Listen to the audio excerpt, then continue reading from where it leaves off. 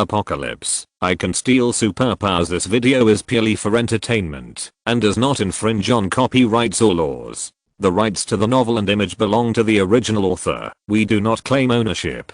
Don't like waiting and want to listen to this fanfic in full now?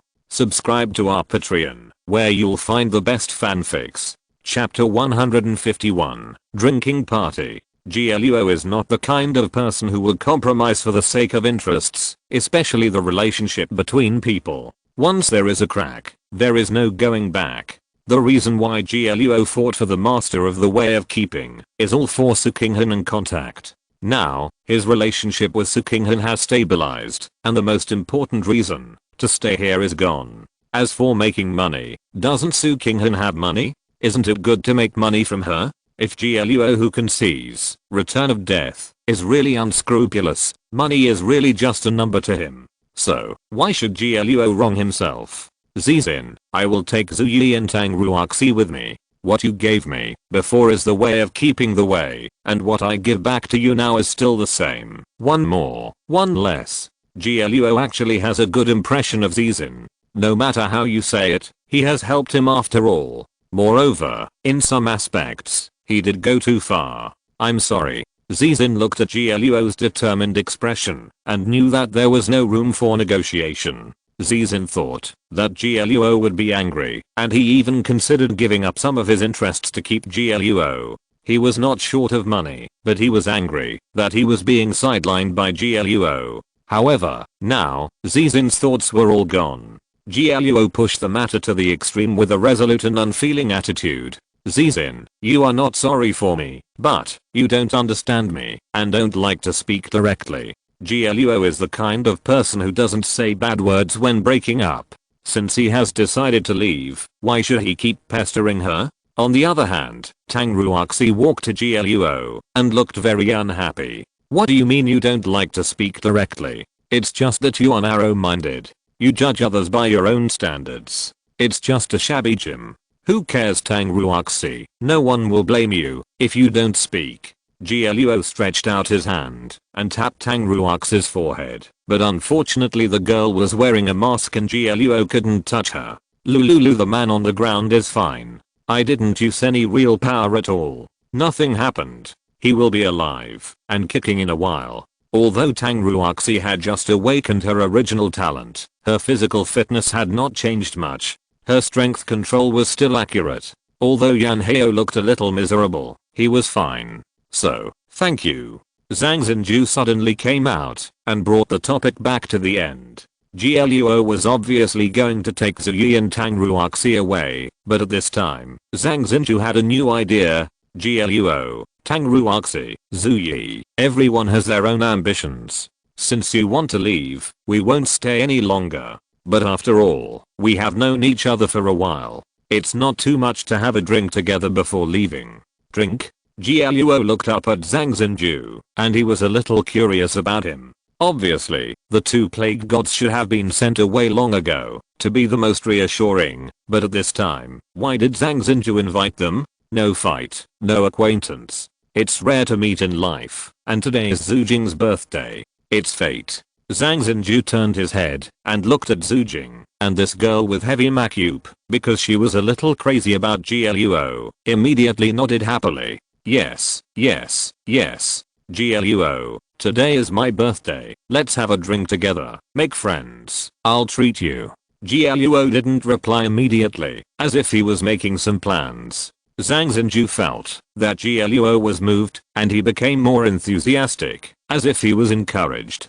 GLUO, a few of us have some face in Changlin City. Let's make friends. If you need anything in the future, you can contact us at any time. Okay. GLUO was a little curious about Zhang Xinju's idea, and he had to say that what Zhang Xinju said made sense. Although GLUO was good at fighting, many things could not be solved by fighting. At present, Sukinghan had a very dangerous action in the plan. Knowing Zhang Xinju and others was equivalent to having a solution to some troubles. Zuyi, go and say goodbye to you and one. Tang Ruoxi, you. I want to go too. Tang Ruoxi didn't expect GLUO to not take her with him. She immediately widened her eyes, as if she was accusing GLUO of being immoral.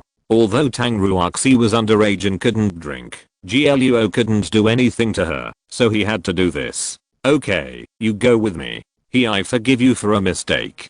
Tang Ruoxi had never been to a place like a bar, so she was very curious about what little secrets there were that could make so many people linger. That's fine. I'll just ask another friend to drive over, and we'll go together. Kaylin hadn't said much, but she didn't expect that at this time she would ask for a car to come over, and everyone else naturally agreed. On the other side, Zhang Xinju winked at Zizin, and Zizin immediately reacted and asked Zuo Xiang to help Yan Hao go to another room, and he asked someone to deal with the nosebleed. The originally tense atmosphere suddenly eased at this time. Although GLUO left the martial arts hall, he still sat in the main seat. Zhang Xinju, Zukan, and Kaylin sat on one side, while Tang Ruoxi sat next to GLUO. She had no intention of chatting at all. She just took off her mask from time to time and stuffed dried fruits into her mouth, eating happily. Without Zizin and Yan Hao, and with the deliberate catering of Zhang Xinju and others, the atmosphere of this conversation was very good. GLUO was a man of no desire, so he didn't have too many tendencies in his words. He was not hot or cold towards Zhang Xinju and the other two, but still kept the atmosphere warm. After a while, Zizin sat back in the room. Yan Hao had already treated his injuries. A friend called him, so he left first. As for Zuo Xiang, he was kept by Zizin, but there was no arrangement for the time being. He didn't tell GLUO about the specific situation. Of course, GLUO didn't mean to ask. He had decided to leave, so he naturally wouldn't get involved. Kaylin's friends didn't arrive very quickly. After they had another round of tea, the door of the room was suddenly opened. Kaylin, I've only been back to Changlin City for a few days, and you're ordering me around. Where's Zukan? Why can't I see her beloved car downstairs? A girl with short hair walked into the room. She looked to be about 21 or 22 years old.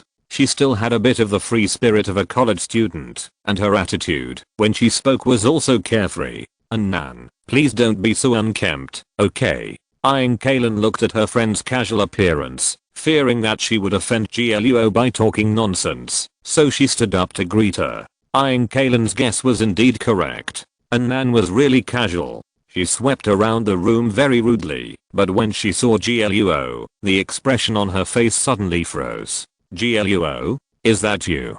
GLUO. Chapter 152. Nan. No one in the room expected that Kaylin and Zukan's friend was carefree when she walked in, but when she saw GLUO, she suddenly became restrained. That look was more like a fear of loss than fear. Long time no see, Nan. GLUO didn't recognize this acquaintance for a while. It must be said that girls really change a lot when they grow up. They were quite familiar with each other before, but now, when they suddenly met, GLUO didn't even recognize her. Long time no see. Nan's expression was a little complicated. She lowered her head. She was smiling on her face, but suddenly tears flowed. The girl stretched out her hand to wipe her tears, but she couldn't wipe them away. She raised her head and looked at GLUO. The smile on her face was particularly bright, but her face was full of tears. Nan, it's been more than 5 years since we last met. Yeah, more than 5 years. I've been looking for you, but I can't find you. Nan covered her cheek and nodded vigorously, as if to confirm the time that GLUO remembered. On the other side, Kaylin and others stood there blankly, as if they had discovered some big news, not even knowing how to interrupt. Tang Ruoxi, on the other hand, had an interested expression on her face. When she talked about the topic of abandoning someone after having sex, she was no longer sleepy. Nan had just had an arrogant expression, but when she saw GLUO, she burst into tears. Tang Ruoxi didn't believe that nothing had happened between the two of them. Compared to Nan's excitement, GLUO remained calm. If something really happened between the two of them, he would be an old scumbag. In the past 5 years, I have done many jobs, wandered around, and visited many cities. In the end, I came back. GLUO recalled himself more than 5 years ago, and even had a huge sense of separation. At that time, he had just graduated from high school. The heavy workload in the third year of high school not only did not constrain him, but instead made him completely let go of himself and became a truant bully. Later, after failing the college entrance examination, he started working and suffered a series of beatings from society, as well as the silent departure of his first love girlfriend. To be honest, it was a big blow. It can even be said that it was because of Kichudi that GLUO decisively left Changlin City and left this sad hometown. GLUO, have you seen Kichudi? Annan seemed to find this topic a bit difficult to talk about, but her doubts made her ask. No, since then, never again. GLUO sat on the ground and slowly closed his eyes. In this life, a person may meet many people and fall in love with many people. But in a man's heart, his first love always has a very special place. Because, in those years, the love between the boy and the girl was as light and sweet as honey. No matter how long it has been, as long as you think about it, you can't abandon it. Annan wanted to tell GLUO something, but she didn't expect GLUO to suddenly stretch out his hand and signal her not to speak. Forget it, Annan. Since you have left, just let it go completely. It's all over. It's over. GLUO was no longer willing to talk about the past. After a year, those things eventually became a scar on GLUO's heart that could never heal. Kichudi, if she can be happy, that would be great. It's good to be happy. It's good to be happy. Annan listened to GLUO's sigh and finally stopped talking, falling into a long silence. Seeing that the atmosphere was so stiff, Kaylin naturally couldn't do nothing. She enthusiastically pulled Annan and winked at Zujing, asking her to pull Annan's other side. It's rare to meet. Let's go to the bar to drink together. Today is Zujing's birthday and she will pay for everything. Yes, yes, yes, everyone drink as much as you want. I'll treat. Zujing just felt extremely embarrassed. She was still thinking about chatting with GLUO, but she didn't expect that he was so familiar with Annan, and it seemed that Annan was still very interested in him. It's just, GLUO seemed to be very indifferent to Annan, and didn't have that intention. Under the organization of Kaylin and Zhang Xinju, the group still went downstairs, because there was a car driven by Annan, so the number of people was also abundant. Zhang Xinju was very good at dealing with people. He didn't arrange a car, but let Annan decide. Finally, Annan got into her car, with only GLUO and Tang Ruoxi in the car. GLUO, who is that Kichudi? Tang Ruoxi looked like a professional entertainment reporter digging for gossips, putting all her enthusiasm into her work. Kichudi. GLUO looked at Tang Ruoxi's curious expression, and although he didn't want to say it, he decided to give her an answer. So, GLUO's expression was very serious. Tang Ruoxi was so nervous that she clenched her hands into fists when she saw GLUO's serious look. She is a lady from the Zhaojing family, and she is not from the same world as us. Looking at Tang Ruoxi's breathless expression, GLUO finally laughed, and then he answered Tang Ruoxi very seriously. At the end of his words, he shook his head gently, with a somewhat bitter smile on his face. Back then, she didn't believe me, so she made a decision that went against me, so we separated and never saw each other again. Oh. Tang Ruoxi looked at the expressionless face of GLUO and instantly realized that her question was a little wrong. Although GLUO's answer sounded very old-fashioned, Tang Ruoxi felt that there must be something hidden in it, and it couldn't be so boring. Although Tang Ruoxi didn't know GLUO very well, in her personal opinion, GLUO's character was stubborn and conservative. He never even looked at those things that he couldn't get. His relationship with the eldest lady, named Kichudi, couldn't be just like this. If GLUO didn't intend to let her enter his world, no matter what Kichudi did, it was just a passerby's glance. How could he show such a sentimental expression? However, Tang Ruoxi was not a fool. She didn't continue to pursue the truth, but sat beside GLUO, very honest. After observing and thinking, Tang Ruoxi decided to become a great detective and study the relationship between GLUO and Kichudi. I didn't expect that GLUO, a man with thick eyebrows and big eyes, would betray the revolution. Although he looks like a straight man, you have also been in love with your first love. Oh, Tang Ruoxi loves novels, animation, and games, and the natural desire of women to gossip makes her very interested in GLUO's affairs. At this time, Nan, who heard the conversation between Tangruoxi and GLUO, took a deep breath and moved his lips several times, but couldn't say anything. Chapter 153, Aunt Jiang. In the quiet car, the sound of the engine can be heard vaguely. GLUO sat in the back seat and tilted his head back tiredly. Things in the past, he still cares after all. Some things, just because you have the possibility, but you don't want to fight for it, so you will feel uncomfortable in your heart. It's like you are in love with a lady from a big family, knowing that the gap between the two of you is huge. At this time, you must have two choices, either pay all the costs to fight for it, or give up directly. But GLUO is different. As long as he knows that you are a big lady, he will not even contact you. He cuts off this possibility from the root. Even if this possibility is very small, he will not let it appear. As for the reason, it is also very simple. GLUO feels that his life is very good, and he does not allow anything to interfere with their lives. The more outstanding people are, the more they will be like this when they see people who are far away from themselves. At that time, GLUO was too rational, so rational that he seemed to be escaping. He excluded all people who were not in the same world as him, and only interacted with people who were equal to him. That's why GLUO doesn't care about other people's ideas. In his worldview, they are not the same kind of people. You eat your cake, I eat my buns. Your cake is delicious, but I think my buns are delicious too. There is no so-called envy or expectation. It's just a way of living for each person. It's actually very difficult to admit that you can never be equal to some people. For example, your family is poor, but if you kneel down and kowtow to a rich second-generation man when you see him and he gives you a gift of 100,000 or 1 million in return, will you refuse? GLUO will, because he believes that dignity is more important than everything else. Don't think it's ridiculous, because in a way, you can stand here with dignity now and be equal to everyone with dignity. This is what millions of ancestors once exchanged for their blood.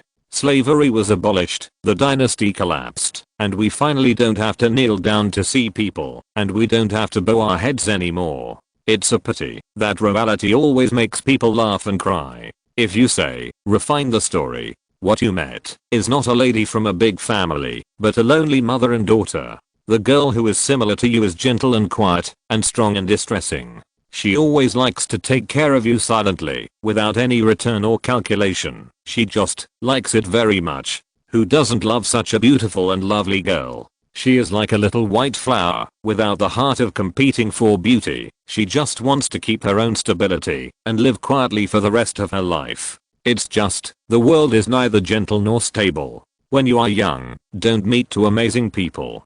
GLUO used to be a complicated boy who was both middle school and strong, and a little lonely and inferior. He was proud of his superpowers, but he also felt wronged, because his superpowers were not believed by others. The reason why GLUO wanted to find other evolvers was not to prove how great he was, but to tell others that he must get back what he lost. It's just a pity that he never met them, no matter how hard he looked. So the lonely GLUO became a clown and a middle school disease in the mouths of others, and GLUO became rebellious because of this, until he helped Kichuda's mother once. The story needs to be logical, but reality doesn't. The lonely and thorny GLUO's life began to change after he met the gentle and casual woman. The woman surnamed Jiang was the lover of a man surnamed Qi a long time ago. Yes, she was the kind of person who was deceived into a fool and gave birth to a child. But not long after, she found out that the other party had married someone else for a career.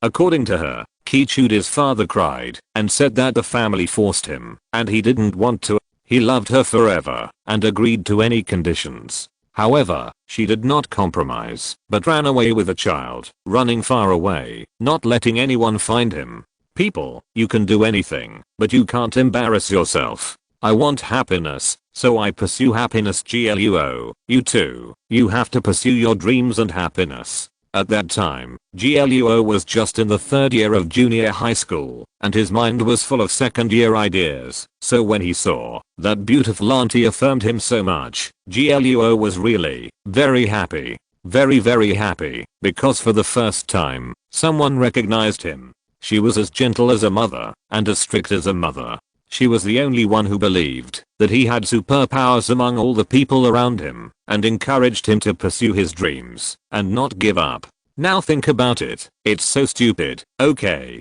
But at that time, the woman was just in her early 30s, and her wild ideas always made Gielluo admire her. But at the same time, it also made Kichudi, who was 2 years younger than Gielluo, suffer. However, that period of time was really happy. Even under the persuasion of Jiang, Gielluo had a period of time to collect his mind, and began to study hard to prepare for a better high school. However, people are always too fragile, and life is also horrible. The woman who always pulled Gielluo to make fun of her lost her life in a sudden car accident. When Gielluo arrived at the hospital with Kichudi on her back, the woman still had a weak breath left. She tried her last strength, took Kichudi's hand, and put it in Gielluo's hand. She asked him to take care of her. Gielluo agreed, and then the woman closed her eyes and fell asleep, never waking up again. She believed in him. She really believed that he had superpowers and could protect Kichudi so that she could grow up peacefully without being disturbed by his father or even his father's wife. Since Gielluo had agreed, he kept his promise and never regretted it until his death. At that time, Gielluo held Aunt Jiang's cold palm. He regretted it more than ever before. He regretted why he didn't work harder. If he worked harder, he might be able to find other evolvers. That person might have the ability to heal, and he could save Aunt Jiang's life. That time was the first time Gielluo faced death, and the fear in his heart spread. He was too weak, really too weak. He had to hide his identity and grow up safely. He needed strength, the strength to protect himself, and the strength to protect Kichudi. So, after that day, Gielluo completely gave up studying, and he began to search more frantically, looking for possible superpowers, and pursuing the power that could cause miracles. Even Gielluo himself was fantasizing, and didn't want to wake up from the fantasy. Is there someone in this world who has the superpower to revive the dead? In this way, Gielluo can revive Aunt Jiang, as long as he touches him. Then, he will straighten his chest and proudly tell her that he is indeed a very powerful superpower. Chapter 154. It's hard to be safe. But, he didn't. Not only did he not have the ability and the opportunity, now, Gielluo no longer had the reason or the courage to wake her up. Perhaps, the best outcome was that person left forever on that day, and the memory of this world remained at that moment. In the moving car, the slight vibration made people drowsy. Gielluo closed his eyes and leaned against the back of the chair, as if he had fallen asleep. However, the corners of his mouth were smiling sadly. Although Nan was driving the car, she always paid attention to Gielluo.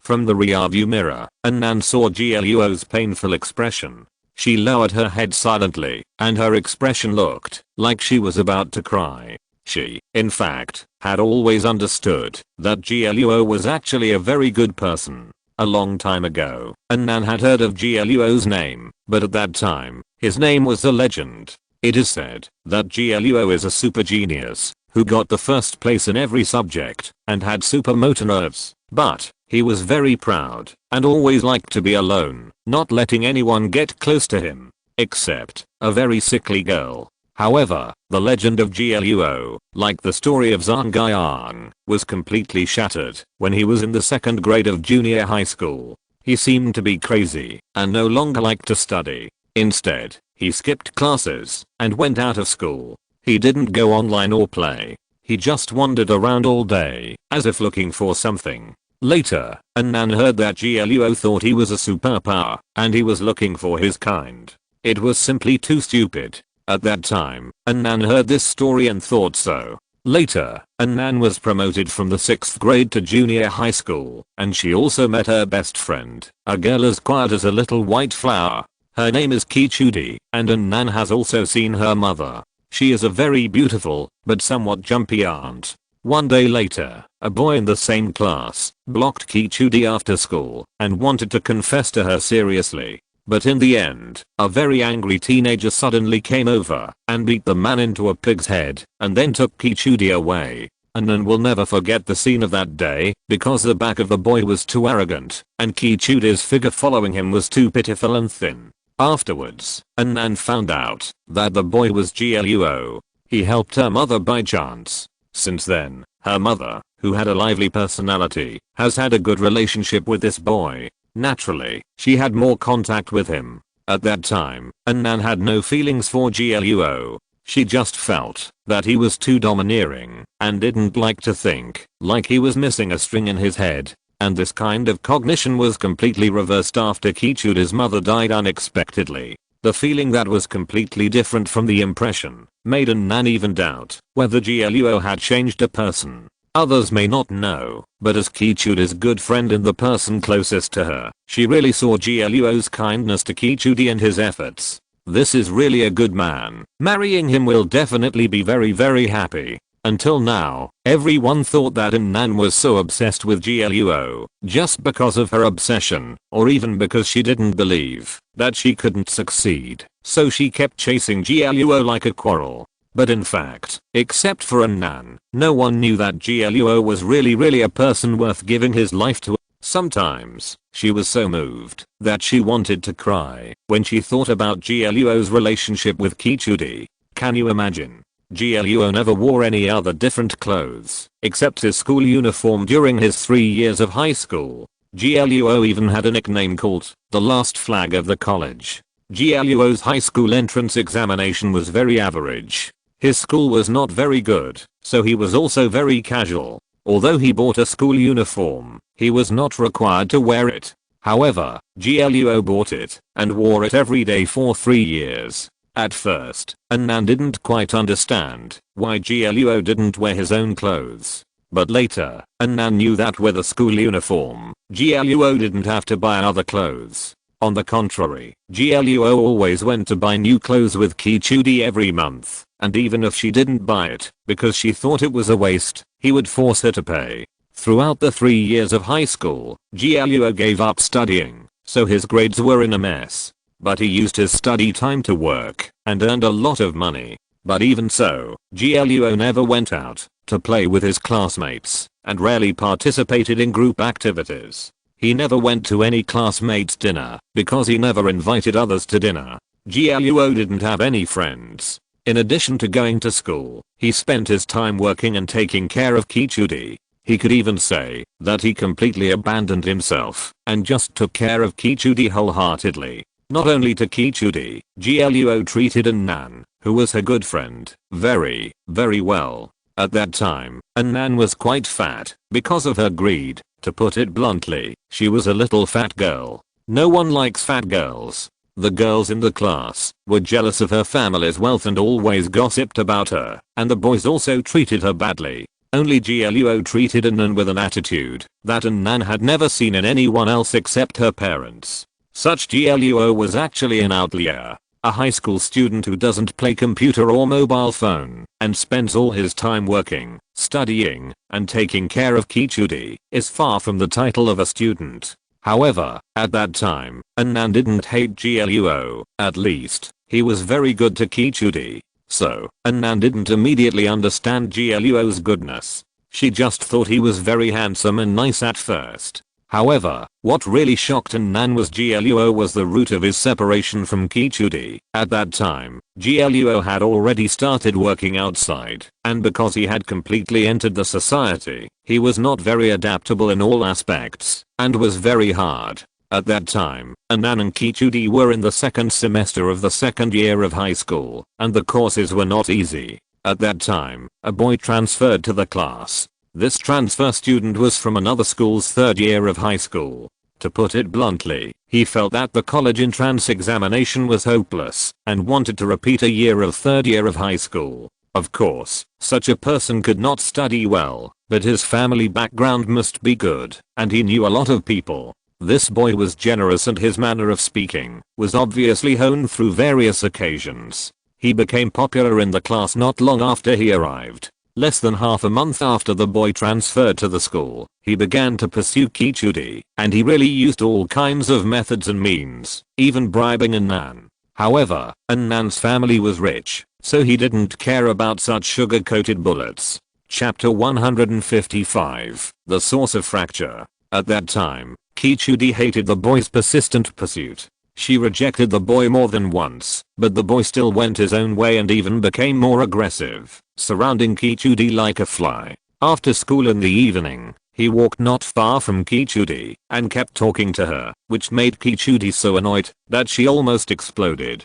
But in those days, GLUO was adapting to his new job, and Kichudi didn't want to make GLUO worry, so she didn't show it. After all, the boy was just annoying, and the rest didn't matter. Anyway, the notes and love letters were directly thrown into the trash can, and anything else was directly thrown into the trash can, and he ignored him when he talked. Later, more than half a month later, the boy finally found that Kichudi was different from the girls he had pursued before. It was probably because he felt that his smooth pursuit of girls was a bit embarrassing in front of Kichudi. After school that day, he caught up with Kichudi and Annan, who were walking together, and questioned why Kichudi treated him like that. He shouted a little too loudly at that time, so people gathered around him for a while. Among the crowd was an acquaintance of GLUO. She probably had a crush on GLUO, so she called GLUO to tell him. After that, everything that happened on that day and at that time, Annan felt that he would never forget it in his life. High school was out of school very late, and it was basically dark that day.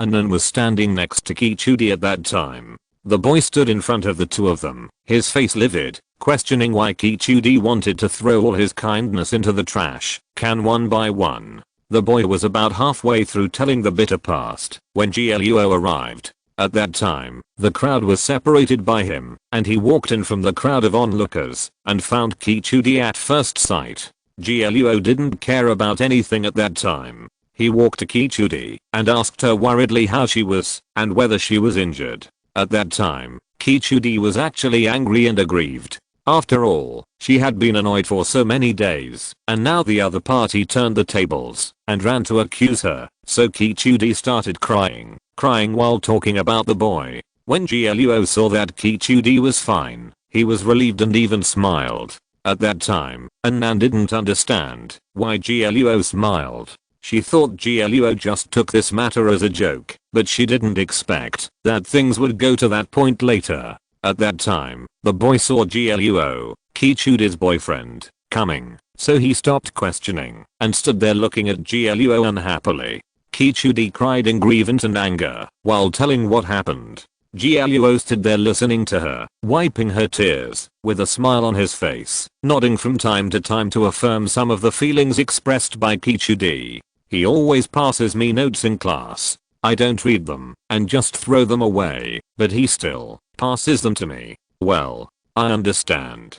He sits in the aisle across from my seat as soon as class is over and always talks to me. It's very troublesome. Well, I understand. Kichudi, please continue.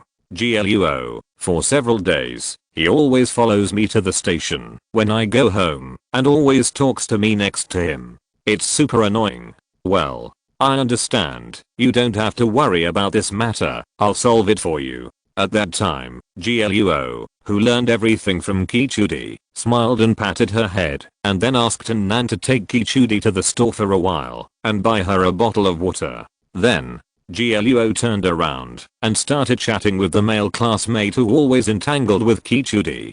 To Annan's surprise, GLUO's voice was very gentle at that time, and he always had a smile on his face. Annan did not experience the short period after that, because she and another girl helped Kichudi to the store, and then Annan bought Kichudi a bottle of water, and she was still complaining in her heart that GLUO was really cowardly. Someone treated his girlfriend like that, but he smiled and explained gently to others. But at that time, Kichudi was sitting on a chair in the store, but she always wanted to go over to see GLUO's situation. Because of GLUO's explanation, and because Annan was afraid that Kichudi would be angry when she saw GLUO and others talking and negotiating, Annan did not let Kichudi go. But at that time, Kichudi shook her head and insisted on going back. She said that GLUO was very angry now, and she had to pull GLUO back first and talk to that boy tomorrow. Kichudi even cried and said that GLUO was terrible when he was angry, and she didn't want him to talk to that boy anymore and let him come back. At that time, Annan actually didn't quite believe what Kichudi said. Before she left, she saw that Gluo was still smiling and speaking in a gentle voice, but Annan couldn't get over Kichudi at that time. In the end, Annan could only ask another female classmate to keep an eye on Kichudi, and then she went to call Gluo back. In fact, she didn't quite believe what Kichudi said. She was thinking at that time, Gluo is really a coward, isn't it? Just because the boy's family is rich and powerful? His girlfriend was bullied, but he still smiled and talked to him nicely. When Annan returned to the place where she was surrounded, she squeezed into the circle again and found that Gluo was still chatting with the boy. His tone was still so good and his face was still smiling. TSK. Really cowardly. I misjudged him. He turned out to be such a weak person. Annan looked at the way Gluo was chatting with the boy, and she was angry for Kichudi and Gluo. Can you call your parents now? I want to talk to them. Call me parents? Who do you think you are? You even asked my parents to come over. Are you worthy? Kid, I don't want to hit you. Call your parents now. Fuck. Hit me? Your mom is really giving you face, isn't she? When the boy heard Gluo say that he didn't want to hit him, he was really aroused with anger. He actually took out a folding knife from his pocket and opened it with a click. When the boy saw the knife, the students around were frightened and took 2 steps back. Annan was also frightened at that time. She hurried over to grab Gluo, wanting him to leave, but unexpectedly, at this time, Gluo actually unzipped his school uniform. Isn't your mom Kichudi's boyfriend? Hit me? Come on, I'll let you hit me. And hit me? I'll kill you. The boy held a knife in his right hand and had a sarcastic smile on his face. He used to fight a lot in Zhejiang. It would be ridiculous if he was scared in Changlin City. But to his surprise, Gluo did not show any fear. Instead, he directly unzipped his school uniform and took it off. If you're listening to this novel on a channel other than Fanfic World, it means they downloaded and uploaded it without effort. We cordially invite you to visit our channel, Mundo Fanfic Novelos. There you'll find the original version of this story and you can explore many other novels of various genres. We're waiting for you to immerse yourself in a world of incredible novels. Chapter 156, Because of Weakness. Gluo, what are you doing? At that time, Annan, who was standing behind Gluo, had already felt that something was wrong. She was anxious and almost fell down when she rushed forward. But fortunately, Annan grabbed Gluo's hand and did not fall down and stopped him from doing stupid things. However, Gluo did not choose to retreat. He turned his head and his eyes met Annan's. At that moment, what Annan saw was a pupil that seemed to be burning with fire. There was no anger or tyranny, only firmness, an indescribable terrible firmness. Annan, I have something to ask of you. Although Gluo remained calm, his strength was terrible. He shook off Annan's hand and then wrapped the school uniform around his left hand. The next moment, he stepped forward, his back like a flag standing in the north wind. Now, call an ambulance. Gluo's voice was very soft, and the meaning he conveyed was inexplicable. All Annan saw was Gluo's back charging forward, and the chaotic crowd under the night. To this day, Annan recalled the scene at that time again, and the waves in her heart were like flowing water. What she didn't understand back then, she finally understood now. That day, Gluo's figure moved forward, and the boy stabbed Gluo with a knife very fiercely, but was caught by Gluo's left hand wrapped in school uniform. Then, Gluo hammered the boy's shoulder with his right hand, and the knife fell into Gluo's hand. I respect your choice. Amid the noisy voices, Gluo held the blade with his right hand, and then threw the wrapped school uniform to the ground. At that moment, Annan really thought that the crisis was over. She even smiled and breathed a sigh of relief. However, no one thought that Gluo could have stopped, but he didn't stop. Gluo lowered his head, holding the knife in his right hand, and bumped his body forward, directly into the boy's arms, and then, the blade moved forward, stained with blood. Once, twice, 3 times. On a cloudless night, the chaotic shouting even made the wind noisy. At that time, Annan could only see Gluo's back and profile. She couldn't see his expression, but she could feel that he didn't have much psychological fluctuation from beginning to end. He was so calm that his blade didn't tremble or deflect. At that moment, Guo didn't show any panic or anger. He seemed to have decided everything long ago and let it all end in this way. Since you don't want to call your parents over, then you can only let them come by themselves. Guo's voice was as light as a whisper in a dream. He stabbed hard, then drew the knife and stabbed again, and then drew the knife and stabbed again, and Nan would never forget the scene at that time. The blood flowed down Guo's palm. He stood there frankly and threw the knife casually on the boy, who fell to the ground. Under the dim light, the expression on Guo's face looked solemn and calm, without joy or sadness. "Don't worry. I won't die. It's okay if I die. I'm under 18 years old." Guo's demeanor was like a duel. After throwing white gloves in the Middle Ages, he defeated his opponent lightly, and everything that followed was like a ritual. Guo picked up the school uniform on the ground and put it on. Then he picked up his phone, called the police first, and then called an ambulance. Around Guo, the students were panicking, and the adults hurriedly avoided him, fearing that they would be contaminated by something. Only Guo squatted down calmly, tore open the boy's coat, and used a strip of cloth to make a simple bandage for the boy's wound. That day, Nan felt that she had recognized the boy named Guo. Her memory of him was so deep that she could never forget it in her life. His calmness and silence at that time, and the unshakable power behind all this. Even as she grew older, she could never forget that day when his back stood in front of her. He whispered to her to call an ambulance, and then turned and rushed to his own battlefield. But unfortunately, she was too young at the time and was so scared that she didn't know what to do, and she didn't call an ambulance as he asked. Instead, Guo called it himself, which was really embarrassing. As for what happened afterwards, there weren't so many twists and turns and noise. The boy harassed a female classmate and carried a weapon with him, intending to hurt her. Guo's behavior was excessive self-defense. After the results came out, Nan didn't pay attention to the follow-up, but she specifically asked her parents for help, but it seemed to be useless. Fortunately, Guo finally came back safe and sound, but it was a pity that he had to change his job. After a long time, when all the turmoil was completely over, Nan specifically asked Guo, when Kichudi was obviously safe, why did he go crazy and use a knife? Because I'm a weak person. Nan still can't forget Guo's answer that day, because she asked very seriously at the time. Guo didn't answer jokingly. He looked at Nan with a serious expression. Huh. Nan didn't expect it, but she couldn't understand it. Guo's answer was so weird. Nan, if I were a strong man, when he took out the knife, I might just smile knowingly and treat him as an ignorant child. After I subdued him, I would teach him a lesson.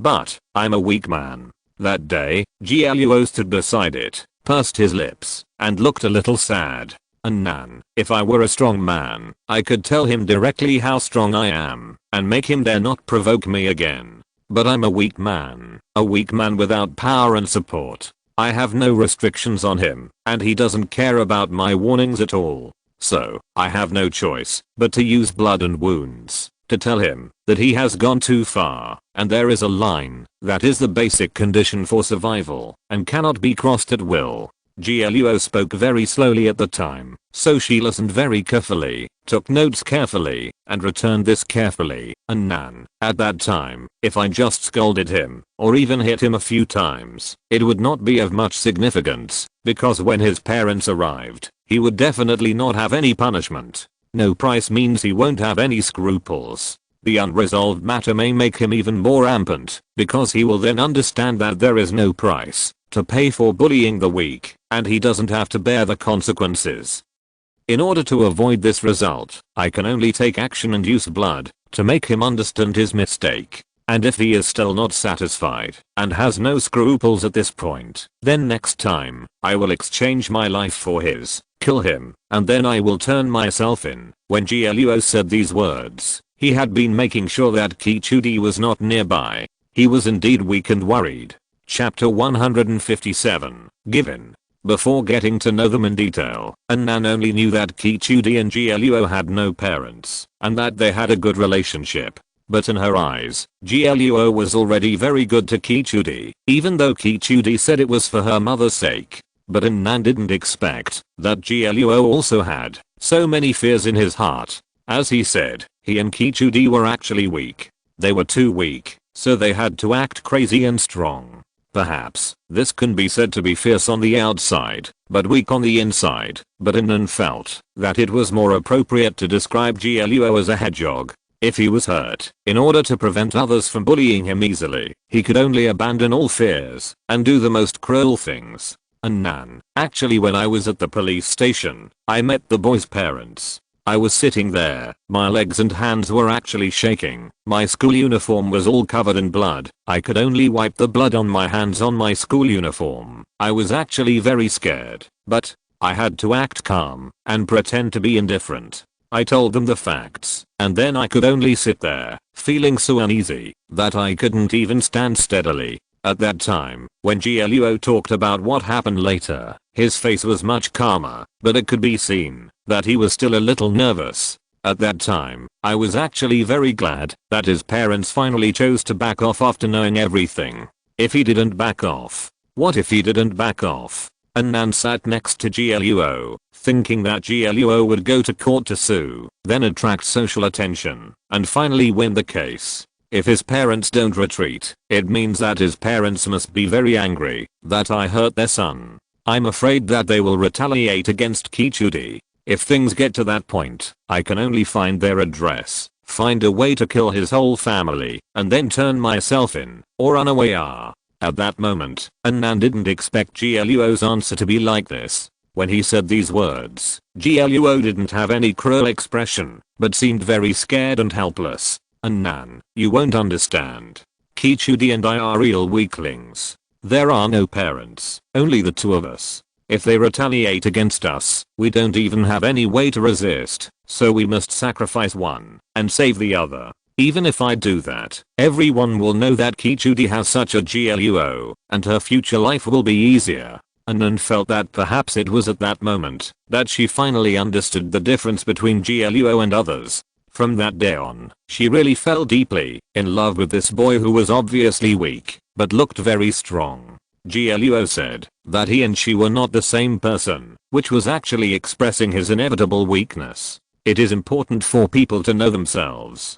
Because they are weak, they stay away from them. Therefore, Gluo always stays away from all kinds of dangers. He knows that he is weak, so in order to ensure that Kichudi's life can be stable and peaceful, he never has any entanglement with anyone, to avoid the uncontrollable results caused by the proliferation of unwarranted cause and effect, which will completely shatter the peaceful life. But this time, he had no choice but to show his teeth and thorns, to grab the qualification to live. After that day, the boy never came to school again, but transferred directly, just as Gluo thought. From that incident, there were fewer boys who chatted with Kichudi, and their attitudes became very careful one by one. Even joking, they would be very careful to restrain. Even some girls who were malicious to Kichudi also restrained their attitudes. That night, Gluo's cruelty and terror were completely imprinted in their hearts. Students fight, all of them are excited and passionate, but Gluo was very calm at the time, even terribly calm.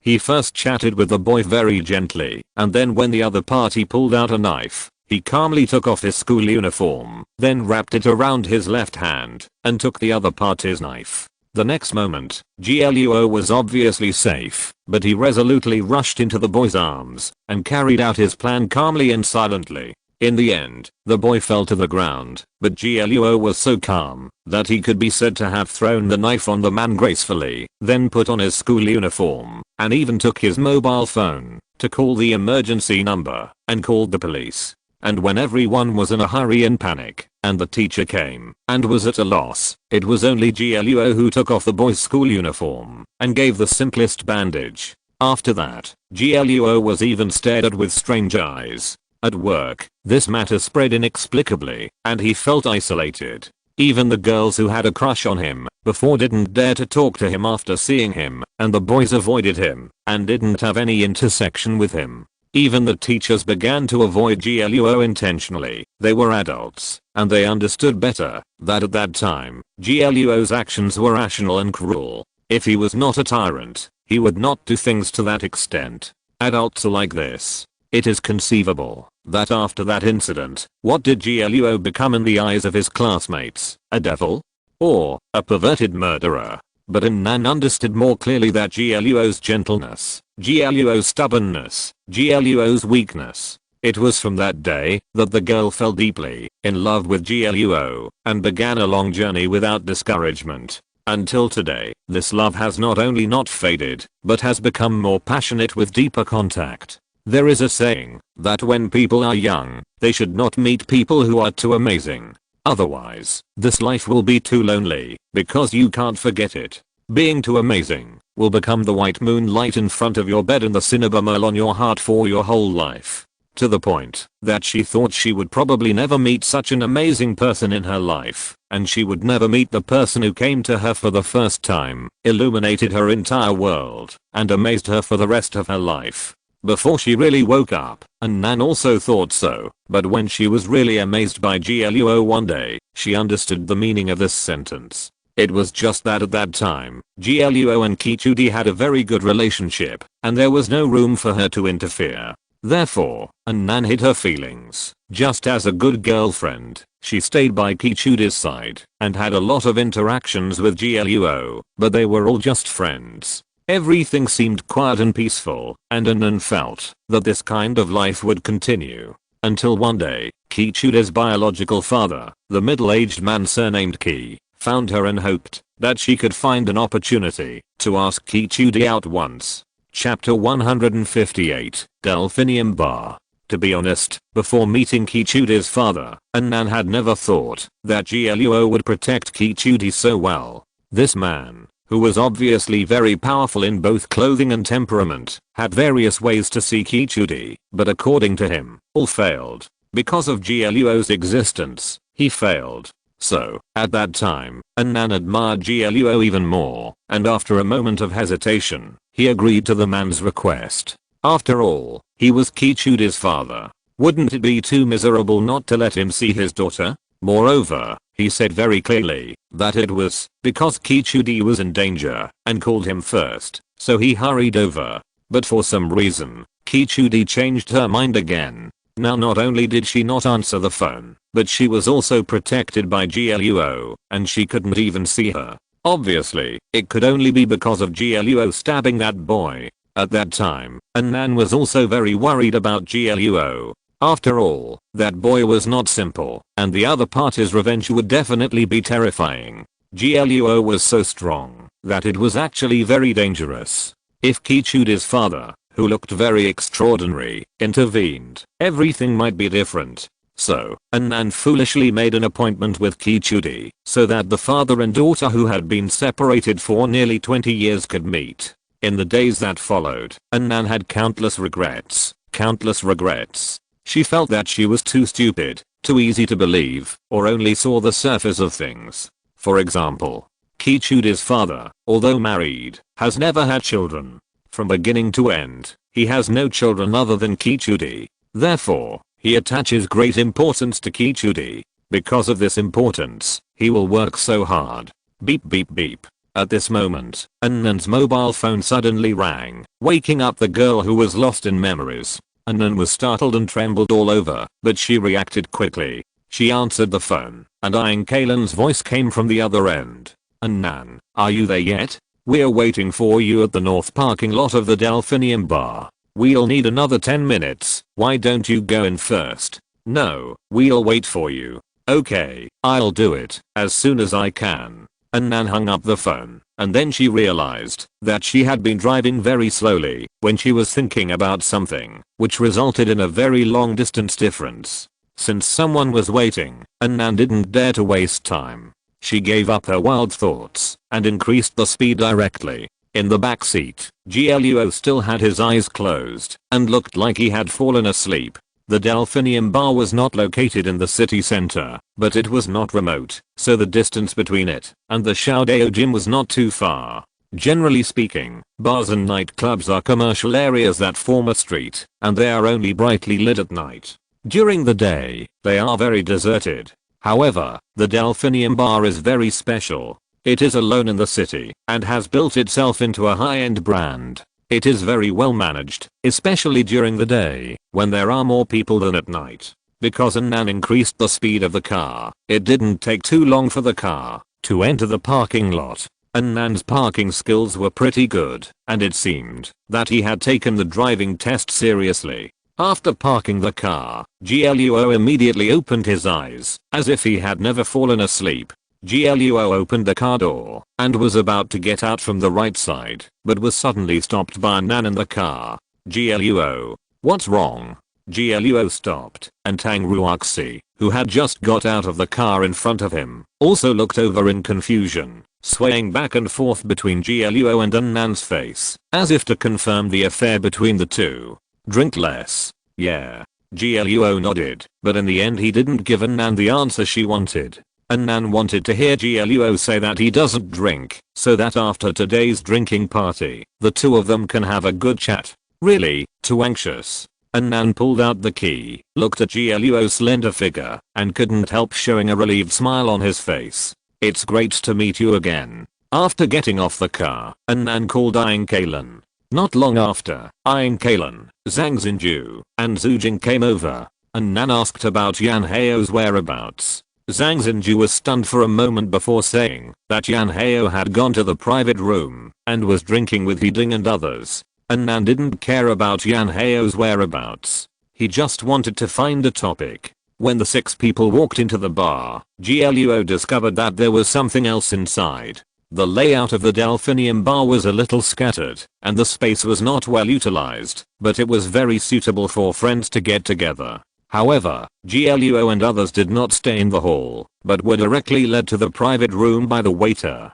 The waiter in the private room was obviously carefully selected, with a very good image, quality, and conversation. Zhang Xinju seemed to be a regular customer here. Seeing that GLUO was very interested in this, he explained it. The Delphinium Bar is different from other places. The first point required of the waiter is to be neither humble nor arrogant. It sounds like it conflicts with the service industry, but this point is actually more important than the service attitude. When GLUO first heard about this, he didn't understand it. Later, Zhang Xinju explained that this was actually a way for the bar owner to show his power.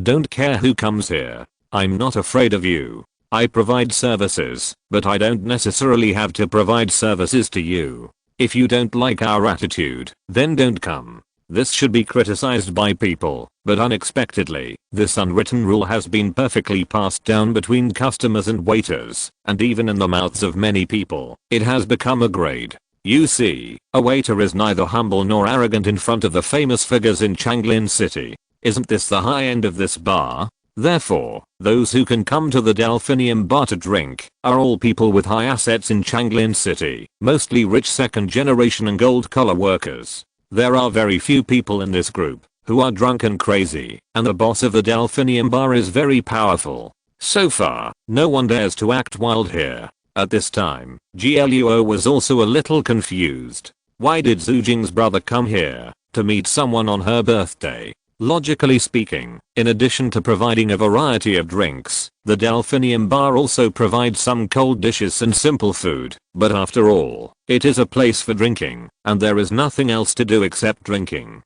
In addition, it is about 3 o'clock in the daytime, and no one would come here to drink now. But the strange thing is that Zhu Jing's brother invited a lot of friends on the pretext of celebrating his sister's birthday. Zhu Jing. When they arrived at the door of the box, Annan called Zhu Jing's name from behind. Zhu Jing only then came to her senses and stopped guessing in her heart about the relationship between GLUO and Annan. She took 2 or 3 steps and walked over. What? You push the door. We are not the hosts. Chapter 159. King Changping. Oh. Zhu Jing nodded stupidly, then knocked on the door of the box and pushed it open. Because she might meet a stranger, Tang Ruoxi also came to GLUO's side at this time. GLUO didn't care. Tang Ruoxi was wearing a mask, so who could see her expression? Heeding, where is my brother? Zhao Hui went to pick up a friend who just arrived in Zhejiang. He should be back soon. This is your friend, right? Go sit inside first. When Zhu pushed the door, a gentleman came to greet her. He enthusiastically led Jia Luo and the other four in, and then took them to the innermost place. In addition to Heeding, there were actually 2 men and 3 women in the box, and Yan Hao was sitting among them. However, the 5 people were already drinking while sitting there. Zhu obviously didn't know all of them, so she didn't go over. Heeding asked her to get to know them, but Zhu waved her hand and refused. Now that the people were not all there, the atmosphere was not right for introductions to each other. It was not until Zhu brother Zhu Chenghan came back that everyone arrived at the party. Zhu Jia Luo introduced the 2 groups to each other. This was probably the customary social process. Beautiful ladies and handsome guys, my name is Heeding, and I'm a good friend of Zhu brother. If you have something inconvenient, just tell me. There is nothing else, but you must have fun. Heeding's attitude was very generous. It was unexpected that he spoke so fluently with his gentle appearance. Jia Luo and Annan smiled and answered in the affirmative, while Tang Ruoxi just nodded. Among the girls, Aang Kalen had obviously experienced many such occasions and always had her own pride, while Tang Ruoxi was a little nervous for the first time in the field. Annan's family was also not cheap, but she had strict family education and had never been to such a place. However, most of her mind was on Jia Luo at this time, and she didn't pay attention to other things.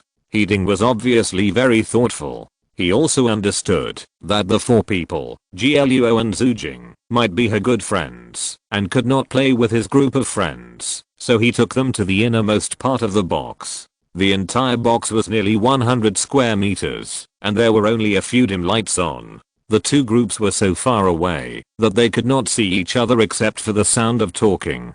Jia Luo and his 5 friends could relax. After greeting Jia Luo and the others, Heeding returned to the 2 men and 3 women. It was estimated that he also brought his girlfriend and 2 other friends with their families to chat and drink. Jia Luo and his friends sat on the circular sofa, which was a small world of their own. Zhu was obviously familiar with this place. She directly pressed the button next to her to call the waiter. Soon, a waiter entered the box and walked over. The waiter seemed to be a newcomer. He looked a little nervous, so he was not able to be neither humble nor arrogant, but the service level was good. Aang Kalen did not order any wine, but only some cold fruit plates, and asked for milk tea and juice. The wine cabinet in the box was full of various wines. There was no need to order, just take them directly. Except for the expensive special wines, the others could be found in the wine cabinet. Basically, you can drink whatever you want and pay the bill after drinking. By the way, in the more than 1 year since the opening of the Delphinium Bar, there has never been a phenomenon of escaping the bill. No matter how big the background is, you must pay the bill. There is no such thing as free bills. Now that everyone is not gathered yet, it is not time to drink. After the waiter brought the order, Jia Luo put a cup of milk tea for Tang Ruoxi and a cup of juice for Annan. The 2 girls pouted their lips, but did not say that they wanted to drink or anything. Annan's characteristic is obedience, and Tang Ruoxi's characteristic is to listen to Jia Luo. At this time, the 5 people sitting here were actually a little awkward. There were only 2 men, Jia Luo and Zhang Xinju, and the other 3 girls were chattering and chatting happily. Where is Yizin? He said he had something to do. I guess he'll be back soon. Zhang Xinju didn't say what Yizin was doing specifically, and Jia Luo didn't ask. The 2 chatted about everything, while the other 3 girls talked about stories about the bar. Zhu is the old king of the bar. Aang Kalen comes a little less, and Tang Ruoxi has never been here. As a newbie, Tang Ruoxi is very thirsty for knowledge. So, the relationship between the 3 girls was slowly getting closer during the chat. At the other end of the box, Heeding's 6 people were also drinking very happily. The 2 groups were in their own worlds and completely ignored each other's existence. After all, Zhu and the others were talking in whispers, and with Jia Luo next to them, their voices were still very small, and they probably couldn't be heard at the other end. Moreover, the lighting in the box was very dim, and it was estimated that, if someone came in again, they wouldn't know that there was someone at this end. Ding ding ding. Suddenly, there was a muffled knock on the door of the private room.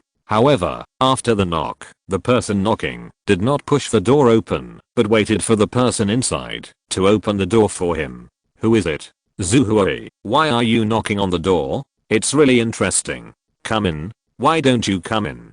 Heeding, who had just entertained Gluo and the other 5 people, was drinking. But when he heard the knock on the door, he knew that it was his friend who came, but for some reason, the other party did not open the door. Well, you are still waiting for me to open the door for you. Please come in. Heeding put down the cup in his hand, stood up and walked to the door of the private room, and opened the door. Heeding, oh my god. Changping, why are you here? I thought you were going to stay abroad for the rest of your life. How come you finally ran away? I miss you guys. Changping, come in quickly. Yan Heo, you come in too. Who are you standing there looking at?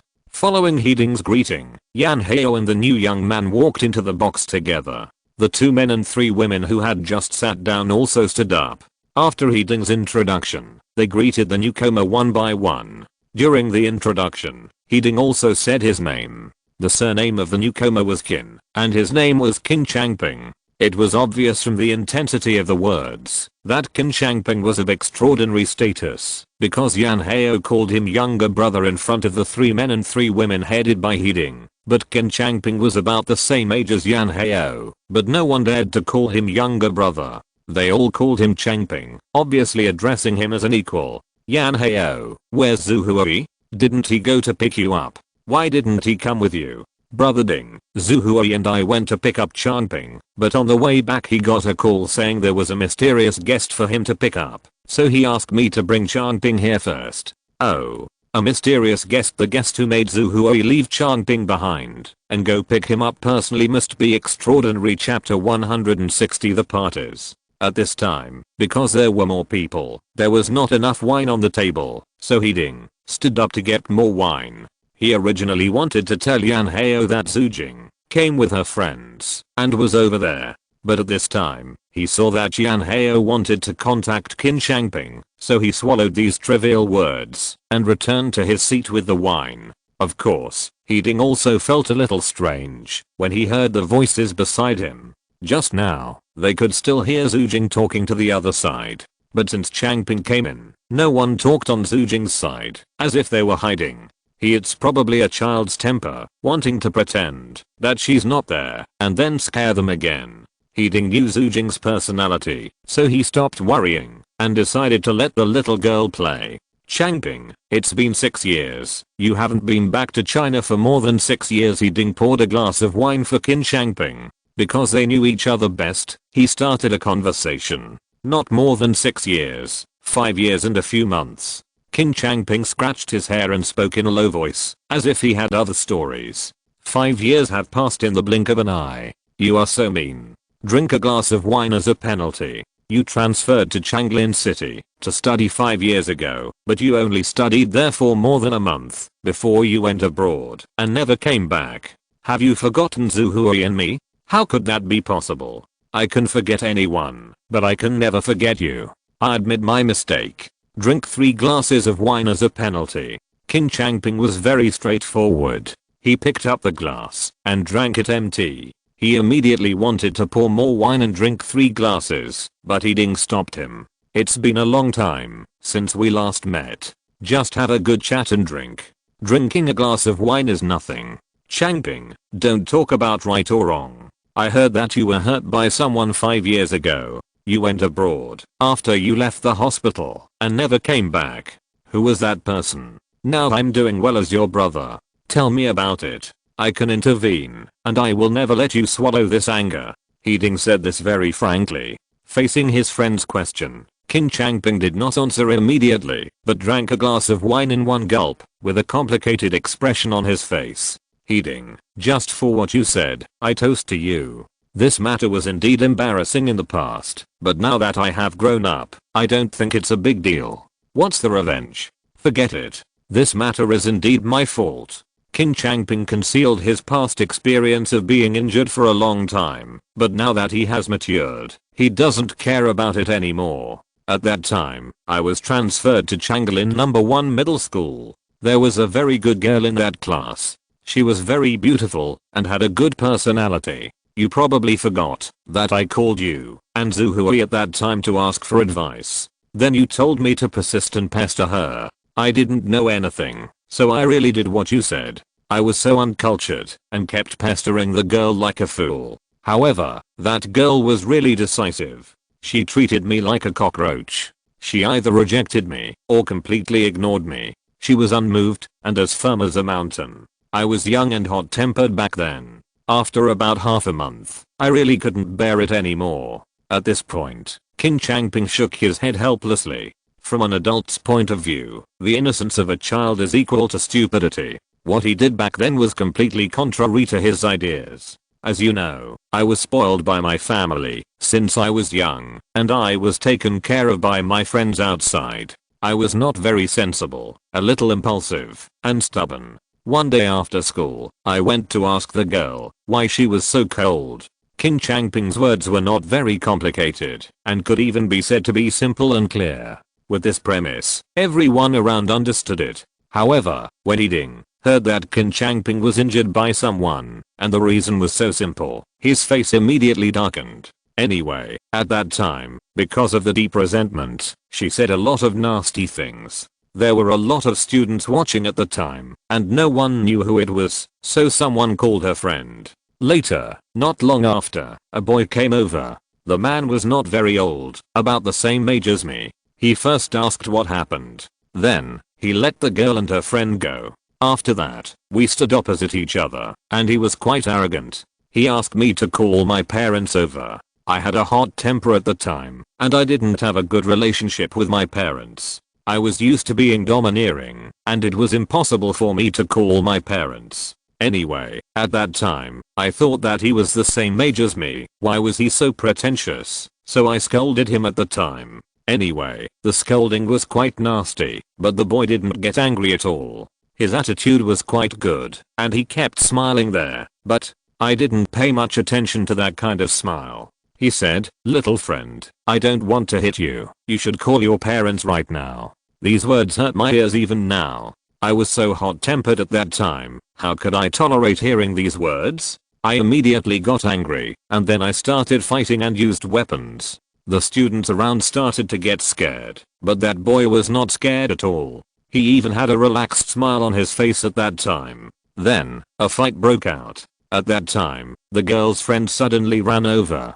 She was scared when she saw the weapon in my hand and reached out to pull the boy, but the boy didn't hesitate at all. He just grabbed her and pushed her away. Then, he said something to the girl and rushed towards me. At that time, I didn't hear clearly what he said to the girl, but later I found out that what he said to the girl was, "Call an ambulance." After so many years, I will never forget the look in that boy's eyes. That night, he just looked at me, and he didn't look like he was going to fight with me at all. That look was as if he had to die for his family. A little bit of attachment, a little bit of sadness, a little bit of grief, but not a bit of wavering. Really, unforgettable. Later I learned more and found out that the boy was an orphan and the girl's mother had passed away a few years ago. The two of them depended on each other for survival. Life was not easy to begin with, and my appearance was even more of a nightmare.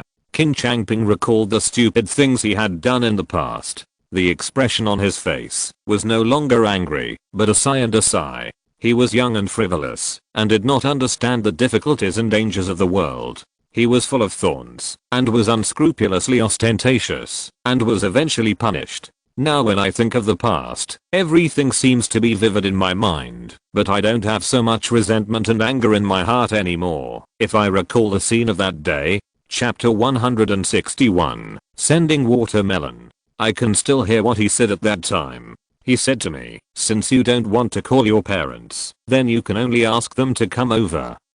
King Changping gestured with his hands to indicate the boy's rushing action at that time. There was no hatred on his face, but some surprise and some emotion.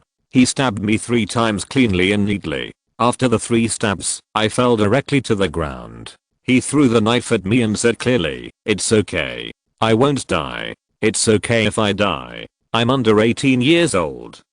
I was lying on the ground at that time, and all the students around me were scared away at once. He squatted on the ground took off my school uniform, and gave emergency treatment to the wound on my abdomen. Then he put on his school uniform, called the emergency number first, and then turned himself into the police. Later, I went to the hospital, and the doctor did a trauma assessment. He said that each of the 3 stabs avoided the vital parts, and did not damage the internal organs. It was a minor injury. Just a few stitches, and lying down for a while would be fine. The doctor also sighed and said, "This man is very skilled in stabbing. I don't know how long he has been studying the human body. Is he a student of the medical school? It seems that he has learned well. He can become a doctor after graduation."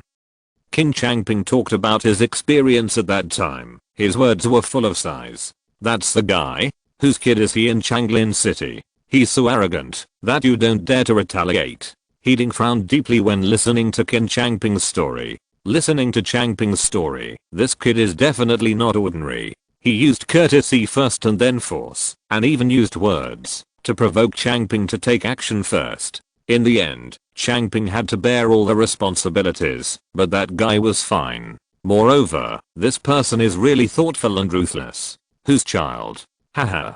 He is nobody's child. He and his girlfriend are orphans. Their parents don't know who they are. He had an adoptive mother, but she disappeared when he was 12 or 13. He lived alone afterwards. When he stabbed me, he had just graduated from high school. In fact, he was already 18 years old. He was just trying to scare me. Orphan? Heeding really didn't expect Kin Changping to give this answer. According to his thoughts, he thought that this person's parents were powerful, and even Kin Changping's father was afraid of him. The child was stabbed 3 times, and Kin Changping's father was a ruthless man. How could he swallow this? If it were him, Heeding himself didn't have to think too much. Not to mention Kin Changping's father's ruthless temper, even his father would definitely kill the orphan. Orphan? With the same reaction as Heeding, Yan Hao next to Kin Changping also frowned, obviously feeling a little unfair for Changping. "Changping, you are a bit wrong. This is not how you show kindness. This is simply underestimating you. You were just chasing after his girlfriend and didn't do anything excessive, but he stabbed you 3 times. This kind of person doesn't know his place. You can't give him too much face. You should just find someone to kill him." Heeding frowned and thought about the strangeness, while Yan Hao didn't think about it and spoke out directly. Kin Changping looked at Yan Hao and smiled. Yan Hao has the same temper as me at that time. That's what I thought at that time, to find someone to kill him. But, my dad stopped me. "Uncle?" Heeding couldn't help but frowned, not understanding what was going on. "He wasn't I stabbed at that time. I went to the hospital and the boy was taken to the police station. After investigating the whole story, I found out that the way I pursued girls was already a bit harassing, and when he came to persuade me, I pulled out a knife. This was also my fault, but his fault was greater. It could be considered as excessive self-defense. However, the boy was not without support. The school put pressure on him, and some people who were not very clear about him put pressure on him. Later, the boy came out. In fact, as soon as the boy came out, I found someone to kill him, but I didn't expect that he was really powerful." Kin Changping leaned forward, picked up the wine on the table, and drank it all, and put the glass back on the table. 3 days. After he left the police station, he didn't go home for 3 days. He just disappeared. No one knew where he went. No one could find him. I used all the methods I could to find him but couldn't. His girlfriend didn't even know where he was, because he, GLUO, said he would play outside for 3 days. 3 days. Kin Changping looked at the friends around him, pursed his lips, and made the number 3 with his fingers. 3 days later, he went to my house with gifts, and visited my parents. Heeding listened to Kin Changping's words, and his previous doubts were slowly resolved. He took a sip of the wine in his glass, and his heart couldn't help but jump violently. Yan Hao obviously didn't hear the meaning of Kin Changping's words. He looked up at Heeding, and found that he seemed to be frightened by this matter. "Changping, isn't it just that no one has been found for 3 days? He didn't show up for 3 days, and no one could find him. Then 3 days later, my parents just returned home, and he came to give gifts? Haha, you don't know, he gave 3 big watermelons. King Changping showed a somewhat funny smile on his face and shook his head gently. You don't know, before he entered my house, he called the police and said that he came to my house to give gifts and he was afraid that my parents would kill him. So he not only called the police, but also told everyone he knew. Then he gave my parents 3 big watermelons, and when he left my house, no one knew where he was. When I knew that he gave me 3 more watermelons, I immediately got angry and wanted to kill him and his girlfriend, but my dad heard it and slapped me in the face.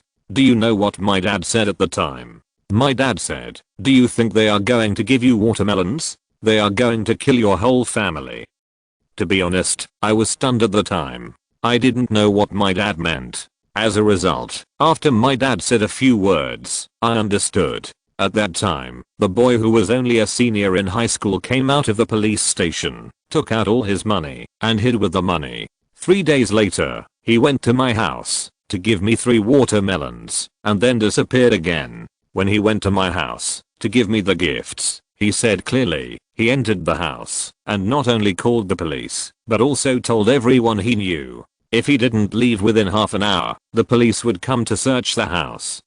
The boy walked into my house and put the 3 watermelons on the ground at the door. He said he and his girlfriend's mother died early and Aunt Jiang reconciled with him. Since he promised her that he would take good care of her daughter, he had to let her live a good life as a trustworthy person. He is a man who, except for being good at fighting, has basically no other strengths. He is poor and incompetent, so when something happens, he has no other way but to risk his life. Chapter 162, Revenge. He said, he is a weak person. If he had the ability, he would never stab me. But he and his girlfriend are 2 orphans. There is really no other way. He asked my parents to let him and his girlfriend go and let this matter go. But if it doesn't go away, he will leave this city immediately from today and no one will find him in this life. King Changping spoke very slowly, and He Ding listened very carefully. Yan Hao and several other people were a little confused, not knowing what secret King Changping had in his words. He will leave this city immediately, so that no one can find him? What does that mean? Yan Hao looked at King Changping with some surprise. Who knew that King Changping just smiled bitterly at this time, but He Ding smiled bitterly and started to explain. The leaving that boy talked about can be said to be not a real leaving, or it can be said to be a real leaving. He couldn't be found for the previous 3 days, which proved that he could make no one find him. And he wanted to leave, but he didn't take his girlfriend with him. The meaning is very clear. I won't let you take revenge on me. If you want to take revenge, you can only take revenge on my girlfriend. How? Revenge on his girlfriend? Yan Hao also laughed at this time. He didn't expect that what He Ding said was actually this. He and his girlfriend depended on each other, but he ran away by himself and let Changping take revenge on his girlfriend. This is really cruel. What's cruel? He is trying to kill me. He Ding listened to Yan Hao's words, and his face not only did not smile, but became cold instead. This boy is not joking. What he means is very simple. If Changping doesn't back down, he will run away with the money immediately and leave his girlfriend for revenge. But if Changping dares to retaliate, he will kill his whole family. And this boy's meaning is very clear. He won't be so impulsive. He will hide. If 1 year doesn't work, then 2 years. If 2 years doesn't work, then 4 years. He will keep hiding in the crowd. One day he will come back and kill Changping, kill his uncle, kill his aunt, kill his whole family. He values his girlfriend the most. What he means is that his own life is not important. What is important is revenge. If Changping dares to take action, then he will definitely lurking like a poisonous snake, and when you are careless or sleeping, he will bite you to death. At this time, King Changping had a smile on his face and nodded gently. He Ding had a tense face. Yan Hao and the other 2 men and 3 women were so surprised that they couldn't speak. To be precise, according to my father's guess, the boy's attitude was not like that. He only cared about his girlfriend at that time. And for the sake of his girlfriend, he would take the initiative and kill me first, then kill my parents, and then turn himself in. It can even be said that he is not just doing things recklessly, he might even buy guns, poison, and explosives. He took the money, and for the sake of his girlfriend, he would definitely kill our whole family first, and then he would die, or flee for the rest of his life. In this way, his girlfriend would be safe. Qin Changping shook his head with emotion, with frustration on his face, but more of a sigh. Only my parents and I know these things. No one else knows. After that day, I left Changlin City without recovering from my injuries and went abroad. My mother followed me later. Just like that, the boy still didn't show up.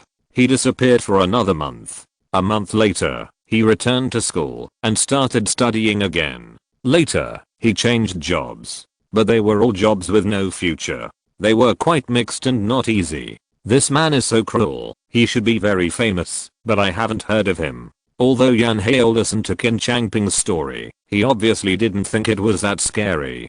Perhaps in his opinion, it's not difficult to kill an orphan. As for the cruel people who killed his entire family and could endure revenge for several years, they are all on TV. There is no such thing in reality. Changping, have you ever thought about revenge?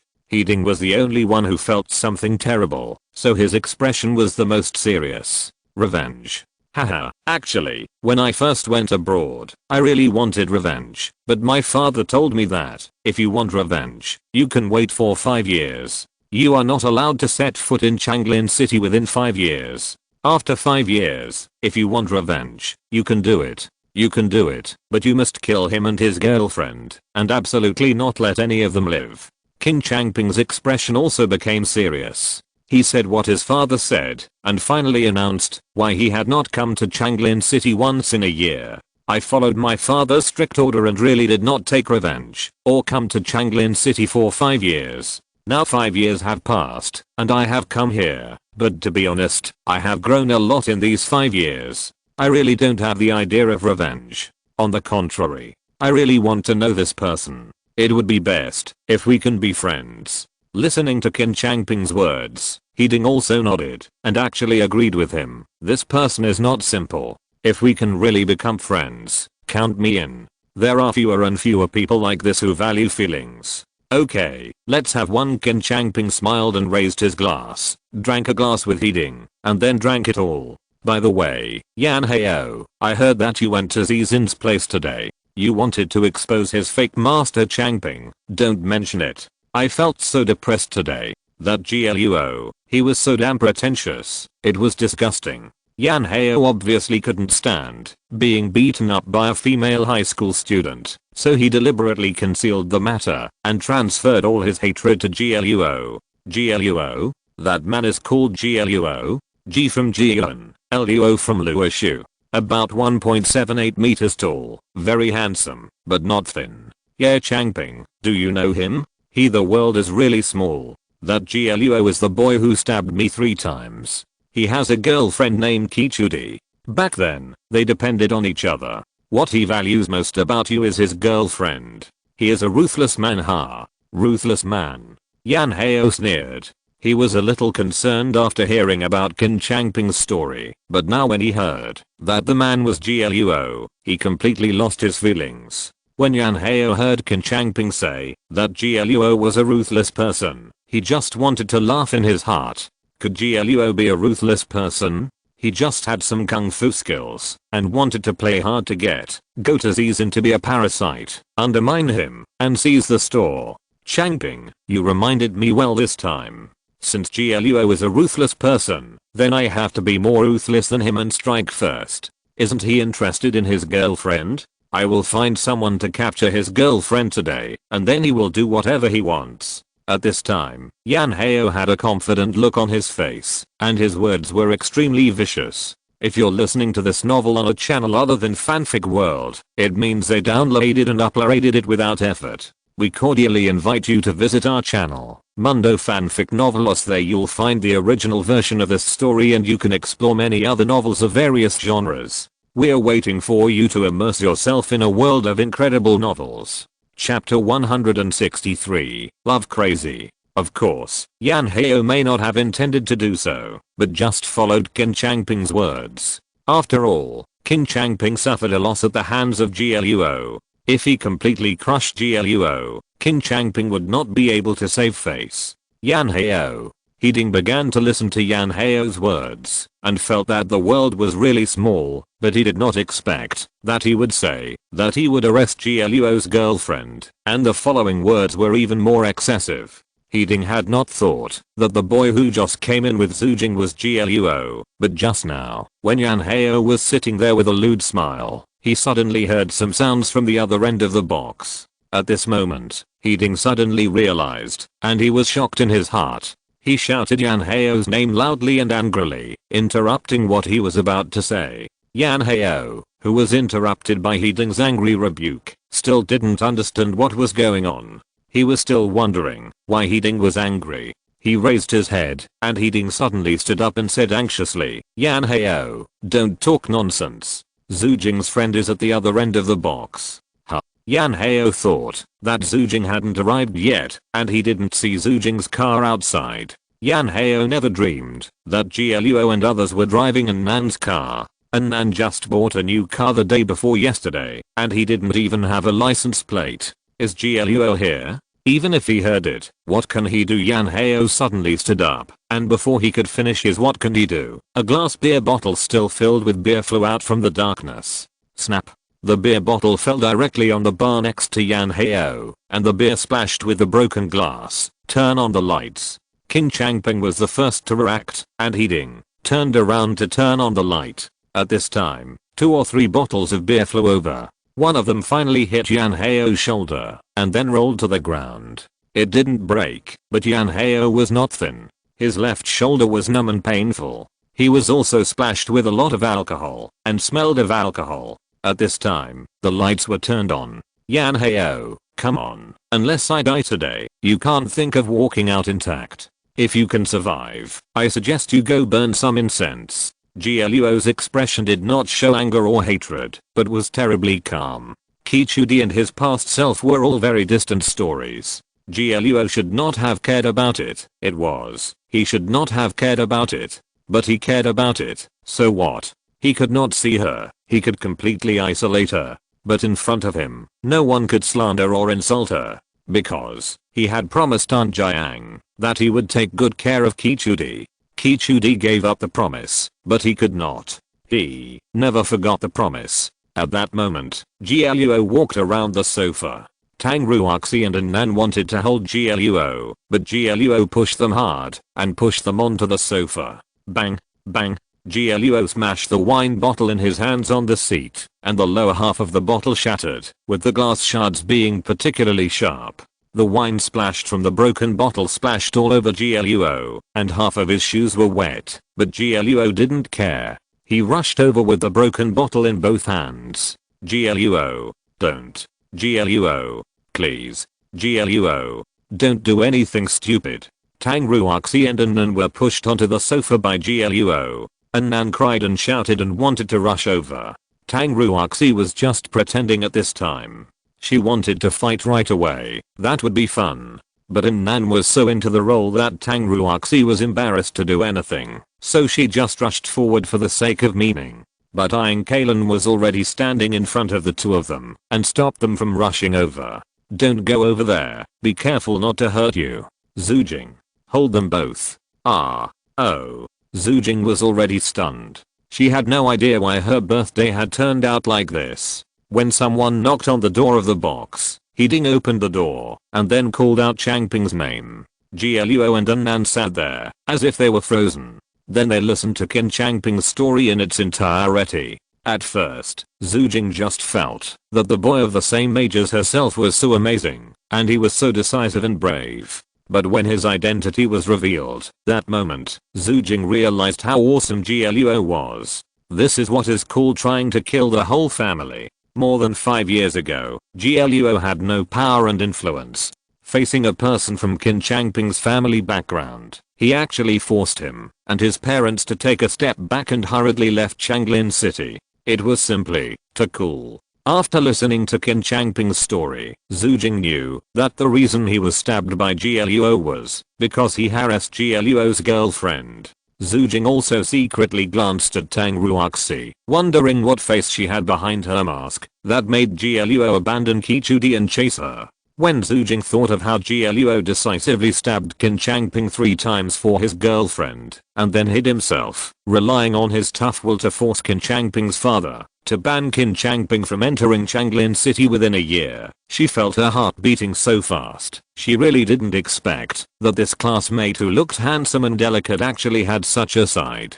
How handsome he would be in that look. I really want to see him in that handsome look. And God, oh, it shouldn't be said that Yan Hao seemed to have heard her prayers and successfully said those suicidal words. When Yan Hao said he wanted to catch Gluo's girlfriend, Zhu Jing really felt it. Gluo was simply an angry emperor at that time, and he sat there gloomily and terrifyingly. When Yan Hao said that he would catch Qichudi and then do something with Qin Changping, Gluo stood up instantly, stepped on the coffee table, and jumped to the other side, opened the wine cabinet, and threw it directly at Yan Hao. After throwing a few bottles, An Nan screamed, and they ran over to stop Gluo. Then the two girls grabbed Gluo's hands to stop him from throwing. Gluo held a bottle in each hand and pushed them to the sofa. Then Gluo smashed the 2 bottles in his hands. It was simply so handsome. At that moment, Zhu Jing felt that if she selected the 10 most handsome moments of Gluo in her mind, Gluo at that moment would definitely win the first place. He pursed his lips, staring at Yan Hao in the distance. His pupils seemed to be burning with fire. The 2 glass bottles shattered in his hands. The glass splashed, and the wine also splashed under the light. It was so beautiful. Zhu Jing, hold them both. Ah. Oh. After hearing An Nan's cry, Zhu Jing woke up from her infatuation. She saw Tang Ruoxi and An Nan rushing to Gluo, and she couldn't even think about it. She threw herself on Tang Ruoxi and An Nan. The 3 women rolled on the sofa. Zhu Jing held them down. An Nan struggled to get up, but couldn't do it. Chapter 164, Role Playing. As for Tang Ruoxi, she pretended to be delicate and gentle, but in fact, she just felt that the situation was very interesting and wanted to fight quickly. At this time, Aang Kalen also walked to Gluo's side and raised his hand to stop him from rushing over. Gluo, I said, I will solve the matter today for you. Don't get involved in trouble. Gluo wanted to rush over with the wine bottle like a sharp knife, but was stopped by Aang Kalen. Looking at Aang Kalen's serious look, Gluo knew that she didn't want a bloody case to happen here, so he stopped. In fact, Gluo was not in a hurry to deal with Yan Hao. If he wanted to kill him, it would be easy. The wine bottle he just threw could not be empty. But Gluo didn't, so he deliberately concealed his strength and promoted the change of the atmosphere. Since Qin Changping was here today, Gluo had to make things roundabout. He wanted to show his strength and madness, so that these second generations present would be afraid of him. In the early years, Gluo had no power, so he could only force others to retreat by death. But now, Gluo has the ability to kill everyone and then walk away. But Gluo doesn't like killing people, because Su Qinghen's crisis is imminent, and he must consider her problem. So Gluo decided to give Aang Kalen a stage to listen to her so-called solution. So Gluo stood there, looking at the rather embarrassed Yan Hao, standing tall. On the other side, Yan Hao, who was hit by the wine bottle thrown by Gluo, certainly couldn't be without action. But at this time, Qin Changping and He Ding blocked him. Yan Hao, a rich second generation whose body was hollowed out by alcohol and sex, was no match for Qin Changping, who had worked hard for a year, so he was stopped. On the other side, there were 3 girls and 2 boys. The 3 girls were so scared at this time that they were pushed to the other side by He Ding. The 2 boys wanted to rush over with Yan Hao, but were also stopped by He Ding. The 2 of them obviously listened to He Ding's words. When they saw that He Ding really wanted to stop them, they didn't rush over. Gluo, you are doomed. I tell you, you and your girlfriend are going to die. I will kill your whole family. Yan Hao, I don't know if you are telling the truth, but since you said it, it means you have an idea, so my life must stay with you. Unlike Yan Hao's rage, Gluo looked calmly angry at this moment. He threw the 2 broken bottles in his hand to the ground and took out a folding knife directly from his pocket. After opening it, Luo used the knife to cut his t-shirt, and then tore off a piece of cloth, and wrapped it directly around his right hand. Obviously, Luo tied the dagger to his right hand, so that it would not fall out easily, and the knife and hand would not be separated, meaning to fight to the death. Stay with me? You are so smart, you know you are looking for death. Yan Heio. Shut up first. Don't talk. Qin Changping stopped Yan Heio. When he heard that he was going to continue to provoke Luo, he knew that this matter would be a dead end if it continued like this. Yan Heio didn't know how cruel Luo was, but Qin Changping knew that Luo had lived alone since he was 13 years old.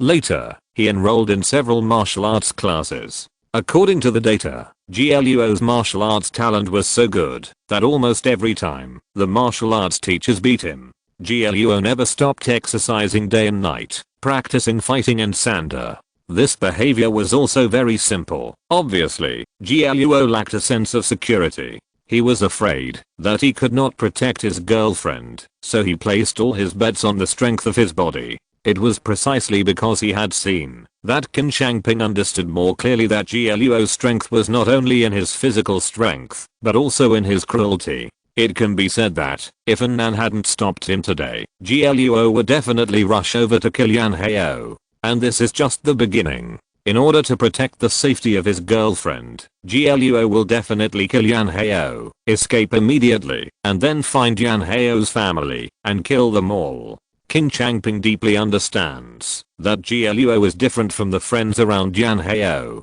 He is really desperate. He doesn't care about death for his girlfriend. As long as he makes up his mind, he will definitely rush over and fight desperately, and facing someone who fights desperately. Of course Luo doesn't know about Qin Changping's psychological changes. Anyway, he is just pretending now.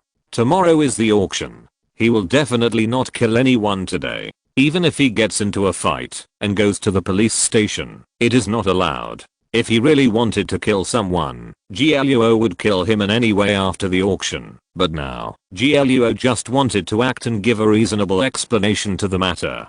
Luo, I haven't seen you for more than 5 years. You have changed a lot. In the early years, I often dreamed of you and was awakened by fear. Over the years, I haven't heard any news about you. It's not that I don't want to, but I don't dare to.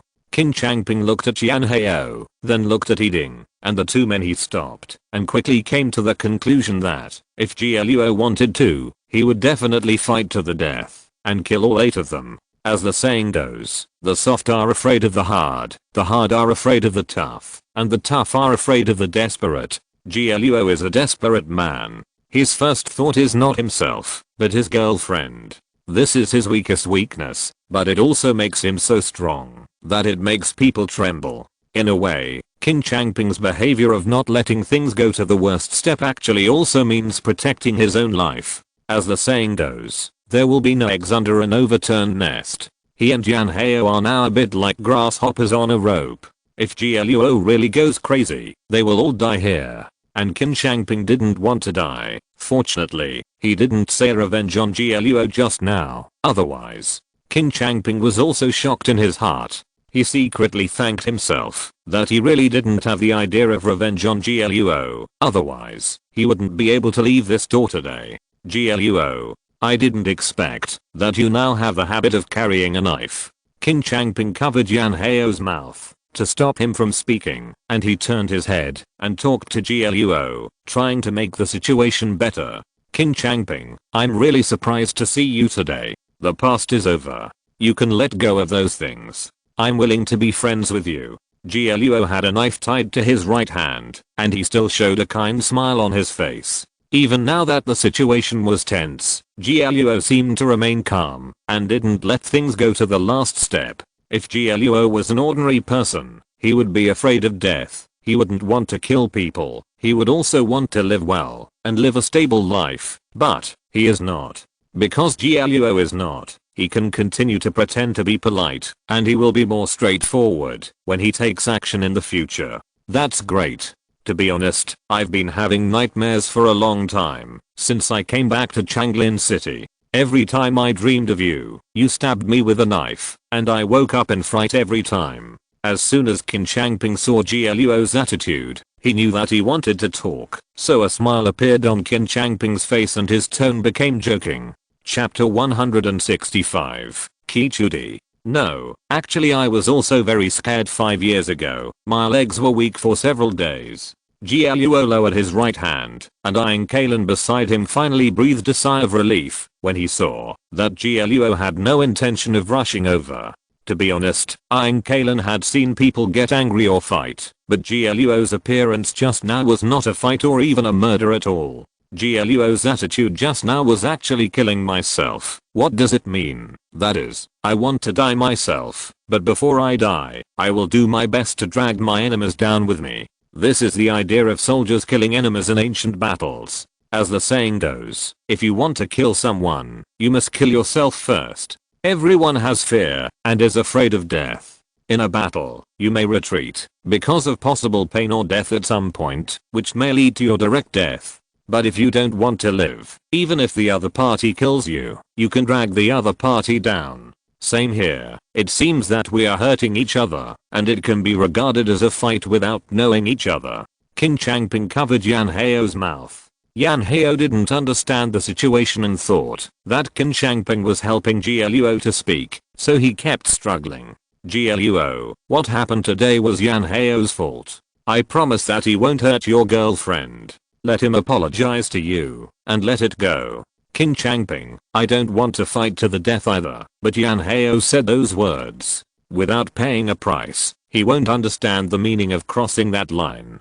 But the final result may be that you will die together. Qin Changping covered Yan Heo's mouth, and when Yan Heo heard that Qin Changping wanted him to apologize to Luo, he immediately struggled more frantically. I'm a weak person, so I must be like a hedgehog, making everyone who touches me feel pain, so that he will know that he is wrong, and will not think of treating me like a dough for him to rub. How can I abandon the foundation of my life? Luo shook his head gently, his expression still the same as before. Obviously, this means that he has no intention of retreating. Okay Luo, stop talking. Eyeing Kalen, who was beside Luo, seemed to be hurt by Luo's situation. She let go of the hand that was blocking Luo, and her brows relaxed. Qin Changping, let Yan Heo go. I have something to say to him. Qin Changping didn't actually know Nan, but when he found that she could actually stop Luo, he knew that this person might be the key person to resolve the current situation. So he did as she said, and released the hand that was covering Yan Heo's mouth. Luo, come and kill me if you dare. I swear, if you don't kill me today, I will use all my strength to kill you. I will also capture your girlfriend and make her live a life worse than death. You are courting death. Luo's eyes suddenly sank when he looked at Yan Heo. A smile appeared on his face. His left hand blocked Nan's body, obviously telling her not to stop me, otherwise I will attack you. Yan Heo, shut up. My name is Kalen.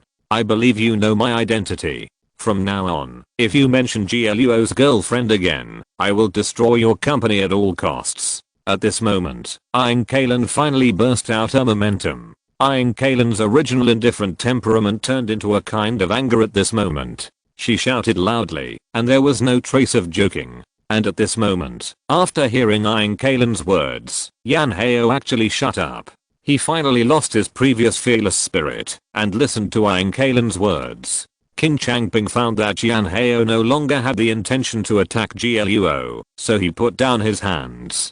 Qin Changping turned around at this time. This was the first time he looked at Kalen directly. He didn't know her, but he had heard of the name of the family. In one sentence, Yan Heo dared not say a word, and even directly wanted to destroy the billions of assets of the Yan Heo family, and there was no hesitation or room for turning back, as if she didn't need to mobilize troops to defeat the Yan Heo family, and it was natural to do it. Could it be? Qin Changping looked at Kalen, and was secretly surprised in his heart. He admitted that the family had power, but it was impossible to simply destroy the Yan Heo family's business. And now Kalen is so confident, plus she has helped Luo so much. Is there someone behind it? Some people gave Kalen courage. Yan Heo, I'm here today, let's talk it out, and solve the problem. Before that, you apologize to GLUO first. Apologize? Yan Heo raised his head suddenly, looking at GLUO who was standing quietly beside dying Kalen with an angry expression. GLUO threw a bottle at him, and even hit him, and made him so embarrassed, but he actually had to apologize to GLUO. If he apologized to GLUO, how could he still mix with his friends? He is a rich second generation with billions of assets. He will inherit the family business in the future, and be a famous figure throughout the country. Now he is actually apologizing to an orphan, a person who has nothing. I can't apologize. Yan Heo gritted his teeth, and decided that he couldn't apologize, no matter what he said. Too embarrassing. Too hurtful. That's right. He can't apologize. At this moment, a cold voice suddenly sounded outside the box. How can he apologize? The girl's voice sounded very soft, but even a fool could hear the anger in it. At this moment, the door of the box was pushed open. What right does he have to apologize? At that moment, when the girl walked into the box, everyone's eyes were involuntarily focused on her. Heeding had already put down his hand that was stopping the two male friends. He was extremely horrified when he saw the girl coming in, and the two boys behind him obviously didn't know the girl, and looked at the girl who came in with some confusion. The three girls who had been hiding and trembling in the back also looked at the person who came in. Although they didn't know her, looking at her delicate and beautiful face, the extremely oppressive expression, and the temperament with murderous intent, everyone knew that she was not the same kind of person as them. It turned out to be you. Yan Heo turned his head and stared at the person who came in and spoke. When he saw her face, his face turned pale in an instant. Farther away, Tang Ruoxi and Nan also broke away from Zhu Jing's entanglement. The three girls with messy hair were still curled up on the sofa, sticking their heads out, looking at the girl who had just arrived, and were also a little shocked. Oh my god, this little bitch is quite pretty. Kichudi. Kichudi? Only GLUO and I and Kalen were able to speak. The two looked at the girl who pushed the door open, and were shocked by the fact that she was here. Kichudi. Kichudi. On the other side, Tang Ruoxi and Nan also shouted out in unison. It turned out that she was Kichudi. There was something interesting to watch. The gossip fire in Tang Ruoxi's heart had already begun to burn fiercely. Chapter 166, 19th round. Kichudi, why are you here? Aang Kalen was the first to react. She looked at Kichudi's cold appearance and immediately asked her doubts. Earlier before, when she accidentally mentioned GLUO, Kichudi was indeed concerned and asked a lot of questions. She also asked Aang Kalen to take care of GLUO and repay some favors for her. It was also because of Kichudi that Aang Kalen came to watch today, and she was so confident when threatening Yan Heo just now. But after that, Kichudi didn't ask about GLUO anymore, unless she used other channels and checked it out personally. In this way, Kichudi's concern for GLUO is probably far more than her intention of repaying a favor. My old friend has disappeared for so many years, and now he is finally back, so I came to see him. Kichudi stood at the door and did not make any so-called affectionate eye contact with GLUO. Instead, the girl avoided GLUO's gaze and behaved in a business-like manner. Behind Kichudi, a young man with a nervous face was holding the door. Obviously, he was Zhu Jing's GLUO, Zhu Hui.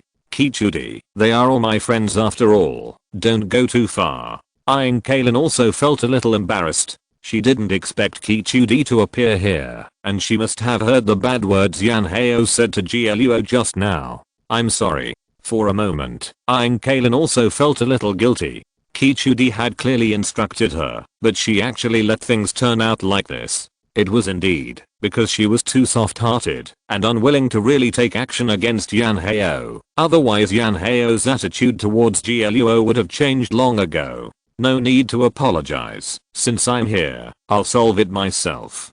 Kichudi took a deep breath and looked up at GLUO. GLUO looked at Kichudi with complicated eyes and didn't know what to say for a while. However, Kichudi didn't say anything to GLUO. She walked into the box from the door. At this time, Zhu Hui, who had been holding the door, breathed a sigh of relief and followed him into the room. The one who walked in front of Zhu Hui was a neat and tidy girl. She always followed behind Kichudi, a bit like a bodyguard, but her temperament was a bit different. Instead, she looked a bit like a subordinate. Kichudi, don't. Aang Kalen was shocked when she thought of Kichudi's way of dealing with things. No one knew better than her what Kichudi did. Her way of doing things was completely different from that of a normal law enforcer. Aang Kalen, leave the matter to me. Kichudi stretched out her hand to stop Aang Kalen from coming over and walked directly in front of Yan Heo. When Yan Heo saw Kichudi, he, who had just been arrogant in front of Gluo and defended his last dignity in front of Aang Kalen, had shrunk like a quail. Although in fact, Aang Kalen could do most of what Kichudi could do, but unlike Kichudi, Aang Kalen was very soft-hearted and couldn't bear to really use his power to make others surrender or to destroy others. But Kichudi is a complete lunatic. She will give the most severe punishment to anyone who provokes her without mercy, because she is a weak person. This is the catchphrase that Kichudi often says. Yan Heo, do you know what crime you have committed? No. I don't know. I suspect you have done something that endangers national security and participated in some organizations that endanger public security. Kichudi's cold face suddenly showed a trace of anger, and even the people present did not react. Kichudi raised her right hand instantly and slapped Yan Heo in the face. The sound of the slap was so loud and even very strong. Yan Heo, who did not exercise regularly and was exhausted by alcohol and sex, was slapped and staggered by the slap and almost fell down. Yan Heo, Yan Heo, Yan Heo. Hiding and the three people beside him did not know Kichudi's identity, so when they saw their friend being slapped so hard, the three rushed forward. Of course, Hiding and the other two did not want to rush over to beat Kichudi. They also saw that Kichudi's identity was definitely not simple, and it could even be said that she was not someone they could mess with. Yan Heo was like a quail in front of her and was slapped directly in the face, and he didn't even dare to shout. Therefore, Hiding and the other three only planned to support Yan Heo and prevent him from being beaten again, but they still failed to rush to Yan Heo's side. Because, at this moment, the little girl behind Kichudi suddenly raised her hand and pointed the black muzzle of the gun in her hand at them. It was a black pistol, actually, carrying a gun. On the other side, Qin Shangpeng knew Kichudi's identity, so when Yan Heo was slapped in the face, he had no intention of stepping forward to help. At this time, the person behind Kichudi actually took out a pistol and pointed it at Hiding and the other two, obviously not wanting other people to get involved. The Security Bureau's 19th Bureau is enforcing the law. Ordinary people please cooperate. Miss Qi and Zhu Huai, who was a little behind, was about to cry. He never expected that he was originally very surprised because he invited Kichudi to his sister's birthday party. But he didn't expect that when he took Kichudi to the door of the box, he heard two consecutive sounds of wine bottles smashing, and then there was a chaotic sound in the room, which sounded like a fight. Zhu Huai originally planned to come in to see what was going on, but he didn't expect Kichudi to not let him move, so he just stood at the door and listened to the whole thing, and then, Miss Kichudi, just when Yan Heo refused to apologize, pushed the door and broke in. Like a sharp blade that cuts off everything, it moves forward without hesitation. Even until the moment before Kichudi made her move, Zhu Huai thought that it would be enough to just ask Yan Heo to apologize, but then Kichudi slapped Yan Heo in the face. Just when Zhu Huai thought that this slap was the most serious thing, Kichudi's subordinates had already pulled out their guns. The black muzzles of the guns pointed directly at Hiding and the other two who wanted to rush over to help Yan Heo, and facing the guns, Hiding and the other two also stopped instantly, stunned in place, not daring to have any intention of crossing the line. Damn, it's too cruel. They even pulled out their guns. Yan Heo, I don't know if you can understand how I feel now. I lost a very important thing. I have been looking for it for many years, but I couldn't find it. A few days ago, I found it by chance. After a lot of struggle and hesitation, I decided to take it back. But, someone wants to destroy it. Kichudi stood in front of Yan Heo. Her voice was flat and emotionless, but it was this voice that made Yan Heo seem to have heard some terrible voice, standing there and not daring to say a word. It's not just because he was pointed at with a gun, but also because the person in front of him was from Security Bureau 19. Chapter 167, Punishment. By the way, my name is Kichudi, and I was GLUO's girlfriend back then, but not long after Kin Changping left, we separated. You just scolded me like that. I'm going to punish you, do you understand? No one knew what Kichudi was going to do, but at this time she said she wanted to punish Yan Heo, but no one dared to say anything, because the girl behind Kichudi was still holding a gun. Miss Kichudi, I'm sorry. I'm really sorry. I will never dare to do it again. Yan Heo really didn't understand until this time that GLUO and Kichudi actually had such a deep relationship, which was too outrageous. Yan Heo, do you understand?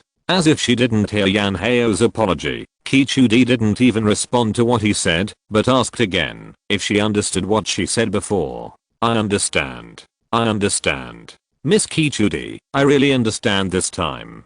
It's good to understand. At that moment, Kichudi nodded lightly, and then she stretched out her hand to the right neatly, and the girl with a gun behind her actually stretched out her hand and put the gun in Kichudi's hand. Miss Kichudi. At this moment, Yan Heo's face turned pale in an instant, and he trembled all over.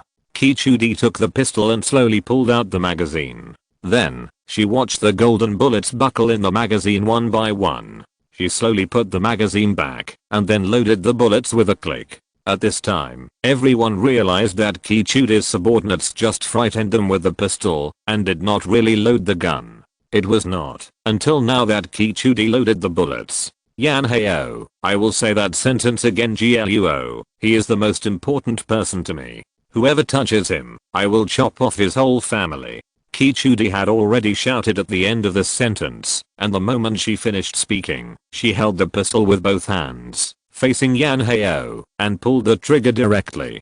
Ding. At that moment, the sound of the gunshot was deafening, and the recoil of the pistol made Kichudi lift her hands up, and the moment she saw the muzzle fire, everyone present was choked. No one thought that Kichudi actually shot. Ah. Yan Heo covered his left arm with his right hand, screaming like a pig being slaughtered, and the fact that he had so much strength to scream clearly showed that he was fine, at least he would not die. At this moment, neither Kin Changping, Heeding, nor Zhu Huai had the idea of rushing to Yan Heo's side. It was too scary. She really could shoot. If you rush over, you will be killed. At this time, Yan Heo's left arm, which was covered by his right hand, was constantly bleeding, and it could almost be said that his clothes were instantly dyed red. Yan Heo screamed miserably because of the pain, and everyone present felt cold all over, and there was fear in their eyes when they looked at Kichudi. Easy, go to the medical box and treat Yan Heo. Yes, Captain. The subordinates behind Kichudi responded in a deep voice, then turned around and pushed the door and walked out of the box, obviously to find a medical box. Yan Heo, stop screaming like a pig being slaughtered. You won't die. My shooting is very accurate. You just got a graze on your left shoulder. It's okay if you bleed a little. This time, I want you to remember well, and remember my warning seriously. If something similar happens again next time, I will shoot you in the head. Kichudi put the safety back on the gun in his hand, and had no mercy on Yan Heo, who was struggling and groaning on the ground. In fact, you are lucky. If it weren't for using the gun to warn more people, I would have let you easy break your legs and let you lie in the hospital for 3 months, to reflect on your behavior. Now I shot you with a gun, which is a warning to others. I believe that, after it gets out, such things will happen less frequently. Kichudi took a last look at Yan Heo lying on the ground, and then stopped looking at him, turning around and walking towards GLUO and Annan. Kichudi, don't you think it's too much? Aang Kalen looked at Yan Heo reluctantly, feeling that Kichudi had really gone too far. The 19th National Security Bureau has always done things this way.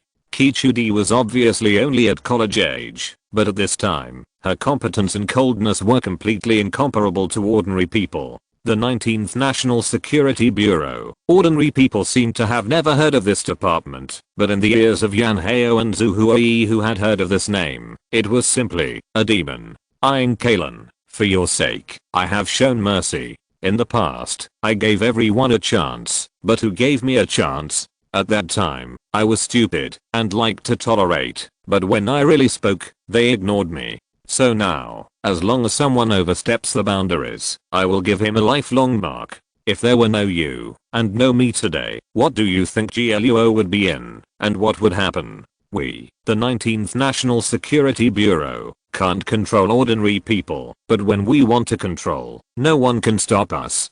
Kichuda's words were sonorous and powerful, as if she was repeating her own code of conduct. Eyeing Kalen hesitated for a moment, and finally nodded. Kichudi, I admit that I didn't handle the previous things well. Yanheo really went too far today. If we were not here, he might have died. Annan looked at Yanheo, who had already peed his pants on the ground. There was no pity in his expression, but he felt a little bit reluctant. Yanheo was really asking for it by being punished like this.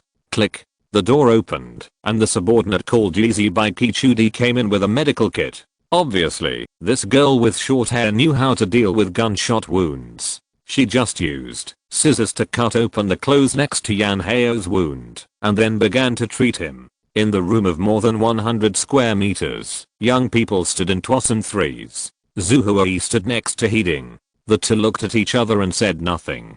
On GLUO's side, Annan had distanced herself from GLUO after Kichudi appeared. She thought Kichudi didn't know, but she didn't expect that this time. She was one step ahead of her. Annan, why are you hiding so far away? Kichudi returned the gun in her hand to Yeezy. She raised her head and smiled for the first time. Chudi. Annan hesitated for a moment, but still ran to Kichudi's side. She bit her lip, nodded, and suddenly burst into tears. She really regretted what happened 5 years ago. She asked Kichudi to meet her father. There was nothing wrong with it, but she underestimated the man's expectations of Kichudi. Annan didn't know what Kichudi talked about with her father, but a few days later, she followed her father and left Changlin City. Chapter 168, Gift. On the day when Annan sent Kichudi away, she saw GLUO and Kichudi quarreling for the first time, but this first time was really earth-shattering, as if it was the last time of a complete breakup. That day, GLUO was really very angry. He looked at Kichudi with resentment in his eyes, but he did not stop Kichudi after all, and let her go to Zaojing City. Annan felt that all this was caused by herself. She made a special trip to apologize to GLUO, but GLUO comforted her instead. Annan, all this is not your fault, but Kichudi doesn't believe me. She chose to believe her father. Yes, that is her father after all. When saying this, GLUO was really very lonely as a daughter who was not understood by her children. Annan rushed over and hugged him, but GLUO broke free from her arms and gently touched her head. That day, it rained heavily. GLUO sent her home, then turned and walked into the rain curtain and never appeared again. This was the last time Annan and GLUO saw each other. After that day, GLUO disappeared in Changlin City. No one knew where he went. Although he could always get through to the phone, he didn't answer it often. The few words they could chat occasionally were mostly just asking about his recent situation. No one would tell him where he was. It was as if, since that day, GLUO had lost his home. He drifted in countless cities, without relatives or friends, just alone, wandering around the world. Annan, don't cry, it's not your fault. Kichudi certainly knew Annan's current situation. They were best friends. But after that day, they never contacted each other again. She knew where she was, but she didn't have the courage to find her. She was afraid that when she saw her, she would think of GLUO and his resentment towards her. I'm sorry. I'm sorry. I'm sorry. Kichudi. Annan once thought that Kichudi would be her lifelong friend, but for 5 years, she avoided her news, didn't dare to contact her, and didn't want to contact her. Over the years, she has always felt regretful, and even occasionally, when she thinks of the past, she would blame Kichudi. Why couldn't she handle everything properly, and let things become like this? Annan, I understand. I'm sorry. I'm sorry.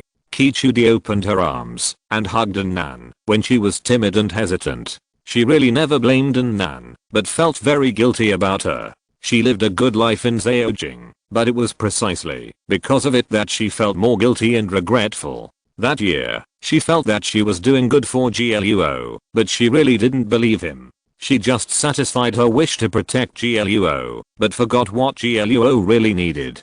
And, she betrayed her mother's wishes in the days when her mother struggled with her. She is really an unfilial daughter. GLUO has such a good relationship with her mother, it is natural that he would hate her. The dead can no longer speak, only the living remember them, and can speak for them. Ki-Chu die. And Nan is still the same as before. She is an adult, but still cries so much. Ki-Chu hugged her, and felt her clothes were wet, but there was nothing she could do. After crying for a while, Nan finally stopped crying. The girl raised her head with sobs. Ki-Chu took some tissues from the side, and wiped her cheeks carefully. Looking up, she saw Ki-Chu and GLUO looking at each other in the distance. Ki-Chu showed a stiff smile. GLUO was silent for a while, but still walked over. Ki-Chu, thank you. GLUO hesitated for a moment, but finally found a chance to thank him. Tang Ruoxi, wearing a mask, stood behind him, staring at Ki-Chu with interest. I'm repaying a favor. What is there to thank me for? Ki-Chu is really no longer the timid and soft girl in the past. She can already draw her gun and shoot indifferently. When she really needs to kill someone, she will not hesitate at all. GLUO, won't you introduce me to your girlfriend? Ki-Chu looked at Tang Ruoxi, whose eyes were round, and the smile on her face became even brighter, but for some reason, it made people feel inexplicably scared. She is Tang Ruoxi, my friend. GLUO did not refuse or hide anything. Tang Ruoxi nodded vigorously, as if to confirm her name in GLUO's mouth. My name is Tang Ruoxi, Miss Ki-Chu. Nice to meet you. Don't be so polite, just call me Ki-Chu. Compared with just now, Ki-Chu was like a different person, with an extremely good attitude. On the other side, Zuhui and Heeding looked at Ki-Chu's smile, and felt hairy all over. It is no exaggeration to say that they are very sure that Ki-Chu is the most terrifying girl they have ever seen. Not to mention that she is beautiful, and has a powerful identity, just her cruelty is terrifying. In order to warn others, she actually used a pistol. This is a murderous weapon. It is simply terrible. By the way, Miss Zukayan, today is your birthday. I brought a gift specially. Ki-Chu took out 2 small boxes from her small bag, and handed them to Zujing and Tang Ruoxi. Thank you. Zujing was very honest at this time, completely losing her usual casualness. She took Ki-Chu's gift, and thanked him in a flattered manner. But Tang Ruoxi didn't care about that. The role she was playing now didn't require her to have a brain, so she opened the box very rudely. Oh, what a beautiful crystal bracelet. Tang Ruoxi put the bracelet on her hand, and turned her gaze to GLUO teasingly. GLUO looked at her smug attitude, and rolled his eyes at her. Thank you. Tang Ruoxi accepted Ki-Chu's gift, and thanked him very naturally. You're welcome. Miss Zujing, I'm really sorry. It's your birthday today, and I lost my temper at your birthday party. I'm really sorry. No, it's okay. Zujing was really a little scared of Ki-Chu. Eyeing Kalen glared at Ki-Chu helplessly, and pulled Zujing to stand beside her. Finally, GLUO, long time no see. Ki-Chu gave Zujing and Tang Ruoxi's gifts, and finally turned to GLUO, and handed him a small box. What is it? GLUO looked at the exquisite box, and knew that it was definitely something of great value. A watch. You have never had a watch. I happened to be shopping some time ago, and saw this watch, so I bought it for you. Thank you. GLUO understood what Ki-Chu meant. The always in her mouth meant that he had been like this for so many years since they met. GLUO knew very well that the watch Ki-Chu gave him must be very expensive, and it might even be equivalent to the salary of the past 1 or 2 years. If it was a few years ago, GLUO would definitely refuse it without hesitation. But now, he has let it go. Chapter 169. For the important people. Especially, Ki-Chu had just helped him, and solved his troubles. If he didn't even accept a gift, it would be a bit too much. After so many years, both of them have undergone earth-shaking changes. Everything can't go back. There is no need to keep clinging to those resentful things. I really haven't had a watch, so I'll take it. Well, stay when you need it.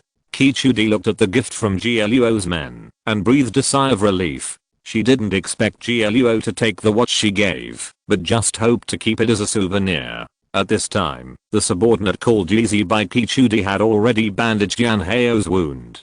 Although it is said that gunshot wounds are serious, Kichudi deliberately let the bullet rub Yanheo's left arm, so the wound is not very serious, and there is no need to remove the bullet. After just such a short while, Yeezy had bandaged Yanheo's wound. Let's go. The atmosphere here is too depressing. Today the weather is nice. Let's go for an outing, and then have a picnic. Picnic?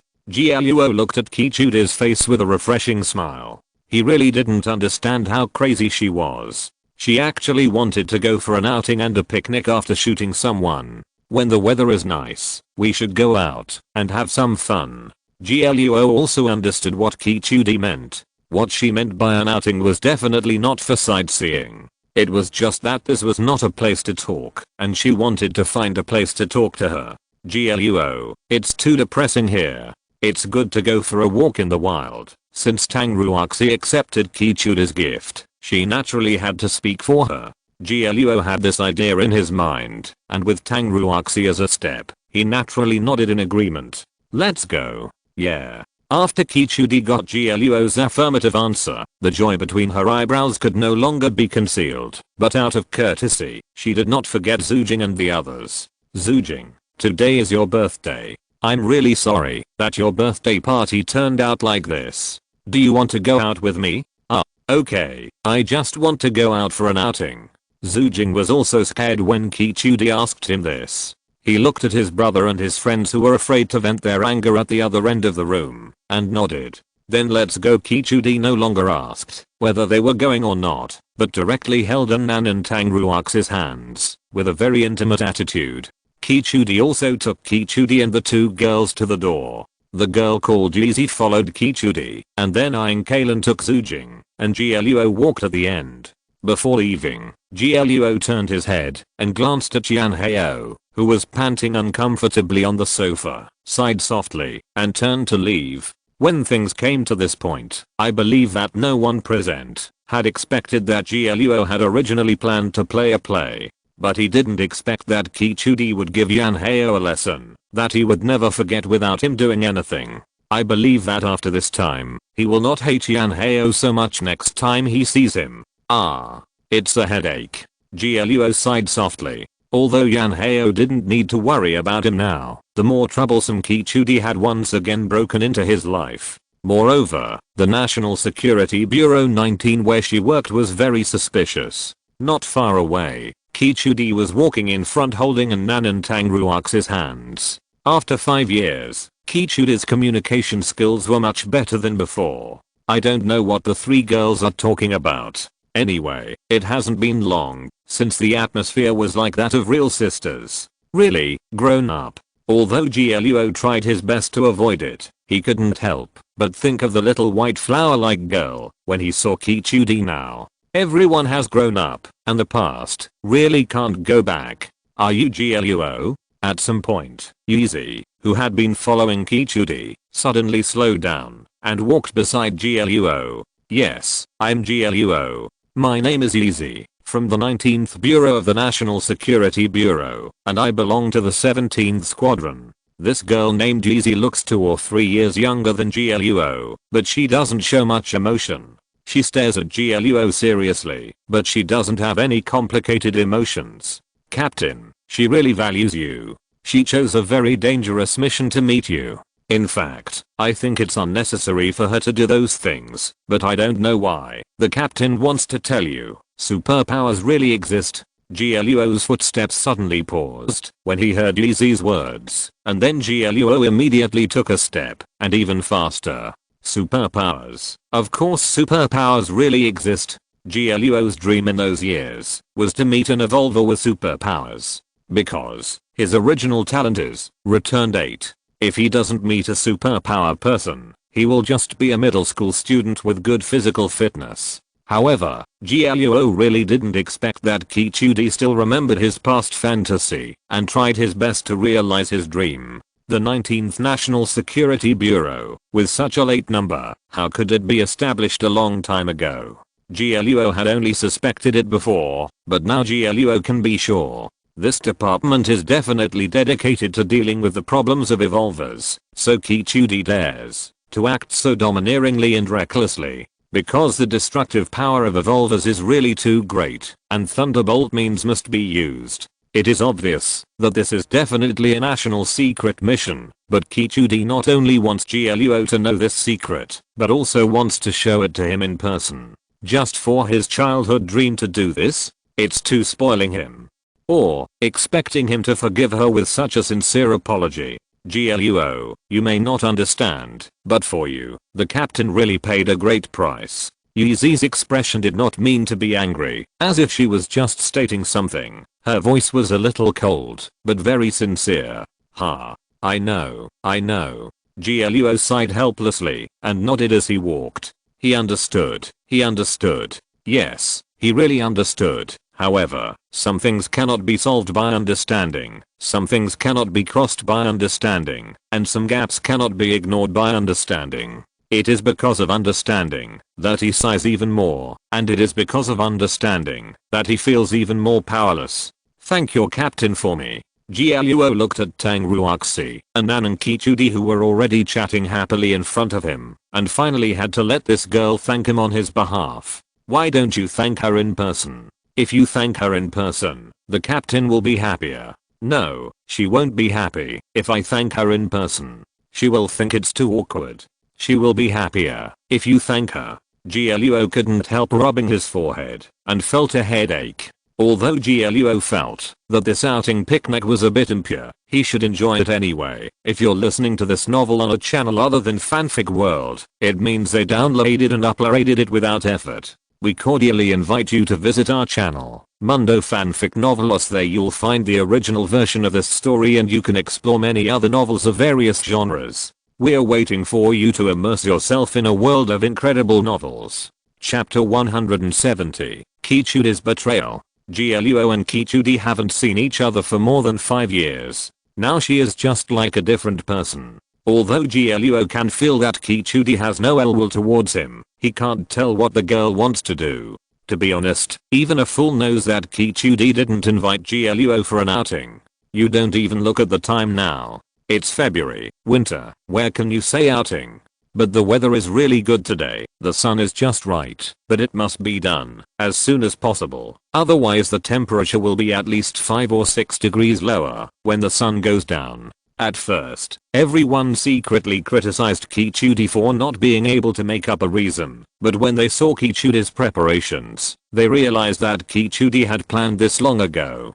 Kichudi prepared 2 cars, an off-road vehicle and a commercial vehicle. When they got on the car, everyone realized that Kichudi's mind was really deep. Unknowingly, all the girls got on the commercial vehicle, Kichudi was the driver herself, and there was only GLUO himself as a passenger in the off-road vehicle, and Yeezy drove GLUO personally. The camping site is very close, we'll be there in a while. Yeezy's personality can be said to be autistic, or she doesn't want to interact with people. Anyway, after GLUO got in her car, the two of them said this, and then they were all silent. GLUO actually wanted to chat with Yeezy, to get to know Kichudi or the 19th Bureau. However, Yeezy didn't chat with GLUO at all, and basically said that you can get to know the captain. Captain, is Kichudi your parents? You are putting all the blame on her. Anyway, the entire route was under the control of Kichudi. GLUO and others got off the car in a large park, and then there was a lively and enjoyable barbecue party. Time passed, and the sun followed the established trajectory, moving its position day after day with a change of time. When it reached dusk, the sun made a final distant view on the horizon, as if it was nostalgic for the beauty of this world. GLUO, aren't you going back? Tang Ruoxi stood in front of GLUO, her eyes jumping back and forth between GLUO and Kichudi not far away, as if she wanted to see the affair between the two. You go first, I have something else to do. Also, don't let your imagination run wild. I already have a girlfriend. Don't say anything nonsense, I'm afraid she will misunderstand. GLUO raised his hand and knocked on the mask on Tang Ruoxi's forehead. The girl rolled her eyes, but didn't say anything. Instead, she waved to GLUO and turned to get on the business car. This time, the driver of the business car was changed to Yeezy. She took Tang Ruoxi, eyeing Kalen and zooging back to the city. Only Kichudi stayed. After saying goodbye one by one, Kichudi walked to GLUO. The two looked at the vehicles disappearing in the dusk and got on the SUV silently. And this time, GLUO chose to sit in the co-pilot's seat. Fasten your seatbelts, we are leaving. Kichudi's face showed no expression. It was obviously only her and GLUO, and they hadn't seen each other for more than 5 years, but GLUO couldn't see any emotion from her face. Such an old joke, you can still use it so smoothly, you are an old driver. As soon as GLUO fastened his seatbelt, Kichudi started the car. She didn't say where she was going, and GLUO didn't ask. There was some silence in the car for a while. Many years ago, Kichudi began to like GLUO. She took it for granted that she would always accompany GLUO, marry him in the end, give him 2 children, and live a peaceful life. However, after Qin Shangping's incident, Kichudi's dream was shattered. She often had nightmares and couldn't sleep all night. She was very worried about the revenge of Qin Shangping's parents. Although GLUO told her that he had dealt with it and there was nothing wrong, he had already warned those people with his life, and it was okay. But unfortunately, GLUO's comfort did not play a big role, but a bit of a counter effect. After all, it sounds like it's all about threatening to die and killing the whole family. So Kichudi called the phone number left by her mother. What happened after that was neither old-fashioned nor new, and the twists and turns in it were no longer important. As a result, she accepted her father's request and went to live in Zhejiang with him. As for GLUO, her father would carefully arrange for him and protect her, and would not restrict their interactions in the future. They were just separated temporarily. At that time, Kichudi's father told him very clearly that he could no longer have children.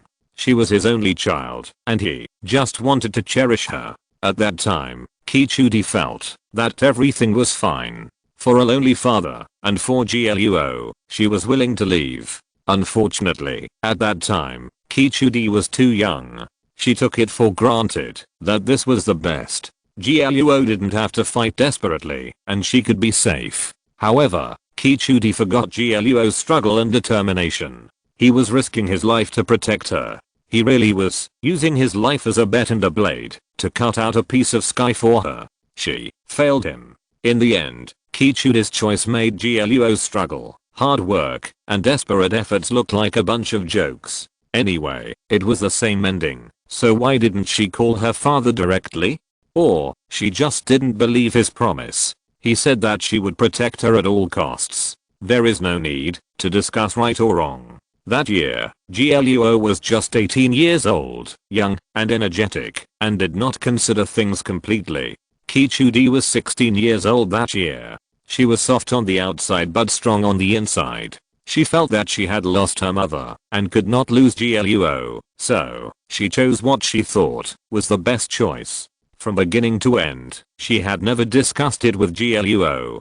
Perhaps the girl also understood that GLUO would not agree to her. Why? Because of her mother. Her mother was Jiang Kai, a very beautiful woman with a big brain. Then, she learned that she had become a mistress, so she chose to leave. Leave her father, completely cut off the relationship, never contact again, live alone, raise Kichudi alone, do not rely on anyone, and never regret it. The woman's persistence and determination far exceeded Kichudi's imagination. The 16-year-old Kichudi was really well protected. She never thought about why her mother had never contacted her family. Why, she took her through several cities and finally settled in Changlin City. Because of deep love, there is resentment, but despite resentment, there is still no regret. GLUO is an evolver after all, so it is not so simple that he respects that woman so much. The pride and persistence of that woman far exceeds anyone's imagination. Women are weak, but they are strong as mothers.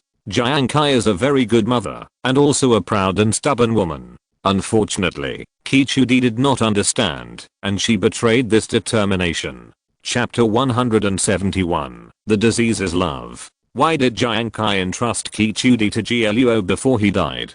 You know, GLUO was only 18 years old at that time, and she was still a hot-blooded middle school boy.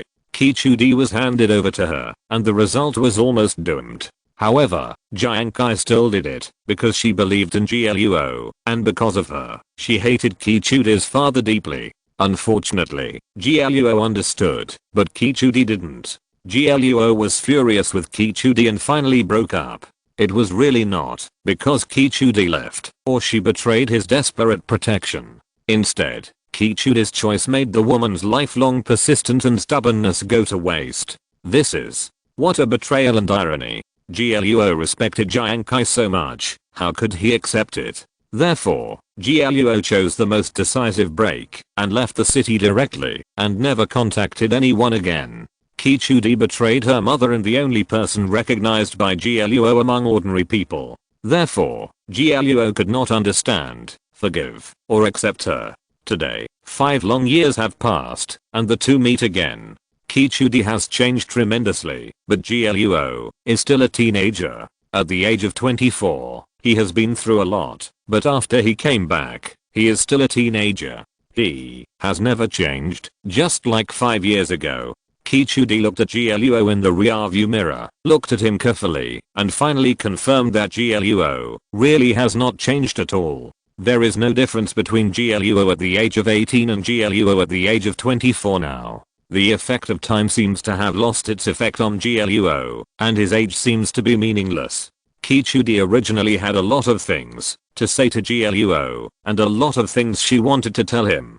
But now, when she really saw GLUO, she found that everything was choked on her lips and she couldn't say it. What can Kichudi say? Say that after she went to Zaojing, her father treated him very well, her stepmother was also very good, and she was very happy. Say that she later found out that he was gone, and she had been looking for him for a long time, but there was no result, so she cried for several months. She said that she joined the 19th Bureau of the National Security Bureau in order to become stronger and to find GLUO. Now she has become a very powerful person. What happened in the past will never happen again.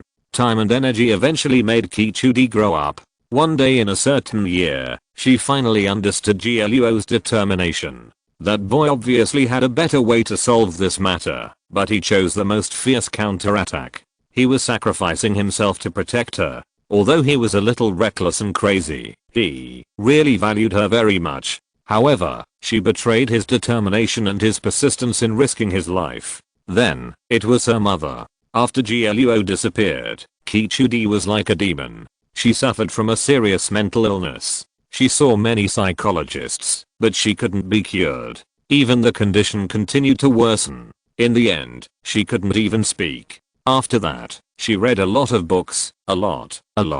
Later, she understood the real pain and resentment of GLUO, and understood the determination and stubbornness of her mother before her death. So, Kichudi fell into a deeper level of regret and self-blame. She tried to commit suicide many times, but her stepmother was really good to her. That woman saved her again and again. And when Kichudi was closest to death, she awakened her superpowers. So, Kichudi finally understood GLUO.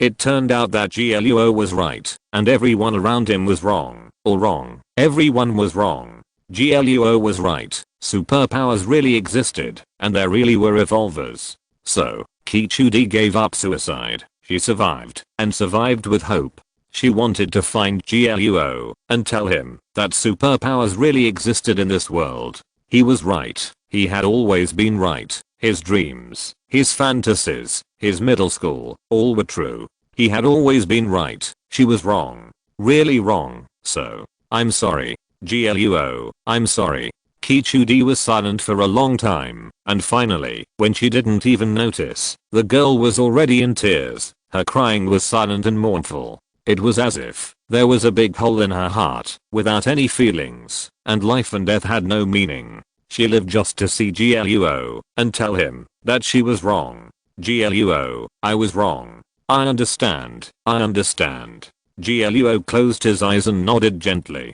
His mind was in a mess, and he felt very uncomfortable. Only when GLUO saw Kichudi did he understand how deeply his departure had hurt her. At that time, the only support and spiritual pillar of the 16-year-old girl was gone. She discovered her mistakes and her betrayal of her mother. How she would collapse. It was despair, pain, self-blame, and sins that could never be washed away. Therefore, Kichudi became what she is now, cold and resolute. Facing Yan Heo, she could shoot directly, and even at that time, she had the idea of killing Yan Heo directly. It is even possible that, if Gluo was not present, Yan Heo insulted Gluo so much, Kichudi would kill him directly, and thoroughly. Kichudi, she is not changed, she is sick to the bone, desperate like a moth. Kichudi, let go of the past. You have a new life. Gluo still couldn't let go of the past. She originally resented Kichudi and thought that she would never be able to forgive her in her life. But looking at Kichudi's appearance, Gluo felt very painful. He even regretted a little that year, abandoning her like that. At that time, Kichudi was like a little white flower, carefree and lovable, but now, she has become a dagger made of obsidian. Piercing into flesh and blood is a curse and pain. The price is too high. Kichudi has paid enough. She has grown up, and should not be trapped in the past, and never get out. She should be forgiven. I'm always in my life, what's the difference? Kichudi turned her head, and looked at Gluo. Her eyes wanted to die, which was the darkness and despair of the death of the heart, body, and soul. Kichudi is not self-destructive, she just doesn't care anymore, and doesn't care whether she dies or not. Even death is a kind of relief for her. Kichudi didn't change, she was sick, and she was terminally ill. Gluo couldn't even speak when facing Kichudi's eyes. The real Kichudi was probably revealed in front of Gluo. She blamed herself too much, and had built a cage with regret and pain, and locked herself in it. Usually, she just played a normal person for basic social life, but in fact, Kichudi had already lost her life. The punishment she suffered was enough. It was really enough. Chapter 172, Wolf Hunting Group. Kichudi, I admit that I was a little too stubborn back then. No. You are not wrong, I'm wrong. Kichudi suddenly interrupted Gluo's words in a harsh voice. She braked suddenly, and her dark eyes flashed with coldness, as if Gluo continued to talk, she would kill him. Gluo lowered his head, sighed, shook his head, and stopped talking. He just turned his eyes to the window, and had no intention of continuing the conversation. Gluo had already seen that Kichudi's problem was very big, so big that it had distorted her original personality, and turned into a denial of her own existence. In this situation, you can't be anxious, and you can't be anxious. You can only wait, find an opportunity, and slowly solve her problem. Gluo, I'm sorry. Kichudi also discovered her own problem at this time. She lowered her head, took a few deep breaths, and then started the car, and continued to move forward. And this time, Kichudi stopped talking, and Gluo was completely silent. The off-road vehicle drove out of the city, and traveled through the cold suburbs. The dusk passed, and the sky gradually darkened. After driving for more than an hour, the off-road vehicle entered a camp. The layout of the campsite is almost complete. The finishing work at this time is to strengthen the defense line. After getting off the car, Gluo observed it for a while. The eastern defense line of the entire campsite is divided into 3 lines. The first line is built 20 meters outside the forest, and the next 2 lines retreat 5 meters and turn. The western defense line is much simpler. It is just a simple layout of the front line, and even a retreat is reserved for critical moments. There are not many obstacles in the entire defense line. The campsite is not big, with only more than 100 people. They look hurried, and carry something back and forth. Because the sunlight is a little dim, Gluo carefully observed and found it. The people in the camp are very mixed, with all kinds of races. They have different appearances, and are definitely from different countries. Kichudi did not mean to say hello to the people coming and going, but just took Gluo, and walked forward unimpeded. In the center of the campsite, a tall middle-aged man was standing there, directing others to build a defense line. Nail the pillars over there tight. When the first line of defense can't hold, retreat. Then burn all these things, to stop the wolves' attack. The middle-aged man patted the wooden stakes nailed into the ground with his palms, and looked at the shadows cast by the forest. The brown pupils of Asian seemed a little deep. Mr. Vonkus, I'm here. Ms. Kichudi, welcome. The middle-aged man spoke very standard Chinese. It was obvious that he was originally Chinese. He didn't care about Kichudi's indifference, but cast his eyes on Gluo. Good boy, did you just join the 19th Bureau of the National Security Bureau? No, This is confidential, I can't tell you. Kichudi interrupted Gluo's answer, and Vonkus didn't care, just smiled and patted Gluo on the shoulder. Young man, my name is Fengkas, and I'm Chinese. I've been traveling around the world for these years, so I took a strange name to avoid trouble. My name is Gluo. Gluo felt very good about the middle-aged man. He was obviously a person who had experienced a lot. He had a steady aura, and was very uncontested. It was dark, and the afterglow of the sun sprinkled on Fengkas's face, revealing several originally inconspicuous scars. The middle-aged man nodded with satisfaction, as if he was happy for the rising generation of his motherland. Miss Kichudi, you and Gluo go to the tent in the camp to rest first. If there is any problem later, we will call you. Okay. Kichudi nodded gently, took Gluo's hand without hesitation, and took him into the only tent in the camp. The tent was very large, and there was no bed inside, but there were many stools. In the middle was a large square table, which was filled with papers full of words. Kichudi, where is this? Gluo knew that Kichudi would not harm him, so he did not ask what it wanted to do. But now looking at this mixed camp, Gluo became more and more curious. As you can see, this is a camp. These people come from all over the world. They call themselves the Wolf Hunting Group, and that Vonkus is their boss. Kichudi sat opposite Gluo, found a few paper cups, and took water from the water dispenser, and started to heat it with a kettle. One of my tasks in Changlin City this time is to keep an eye on these people. Their wolf hunting has nothing to do with me, but they must not interfere with anyone. Wolf Hunting Group. What do you mean? I don't believe that they can be allowed to enter the country so easily. Gluo now feels that the National Security Bureau 19 is much more powerful than he imagined, especially Kichudi. She is the captain of the 17th team of the assault team, which may be far beyond Gluo's imagination. Gluo, have you ever heard of werewolves? Of course I have. Werewolves. Very similar, but a little different. Kichudi didn't seem to worry about what was going to happen next.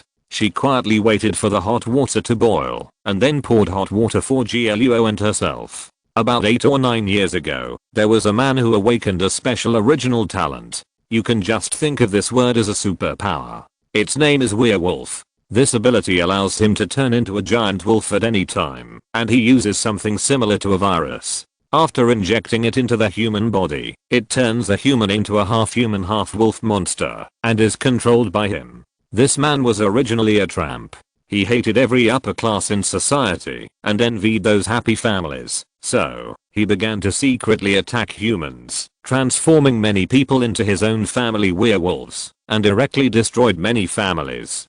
Kichudi's tone was very natural. She didn't tell Gluo that there were superpowers and evolvers in this world. She just told Gluo the whole thing expressionlessly. That man, is he still alive? Of course he's not dead. The werewolf Sapin. It's said that he has the ability to change his face. Anyway, ever since he committed a bloody crime and turned an entire town into werewolves, the whole world has been looking for him, but his whereabouts are erratic. He commits crimes all over the world without stopping, making it impossible to catch him. Kichudi blew the water in her cup, looked at Gluo's unconvincing expression, and explained in detail. After so many years of committing crimes, the werewolf Sapin has completely mastered the abilities of a werewolf. His virus has even begun to lurk, and it will only break out after he's been away for a long time, making it difficult to track. And his abilities seem to be growing, and now he has completely mastered the ability to control the wolf pack.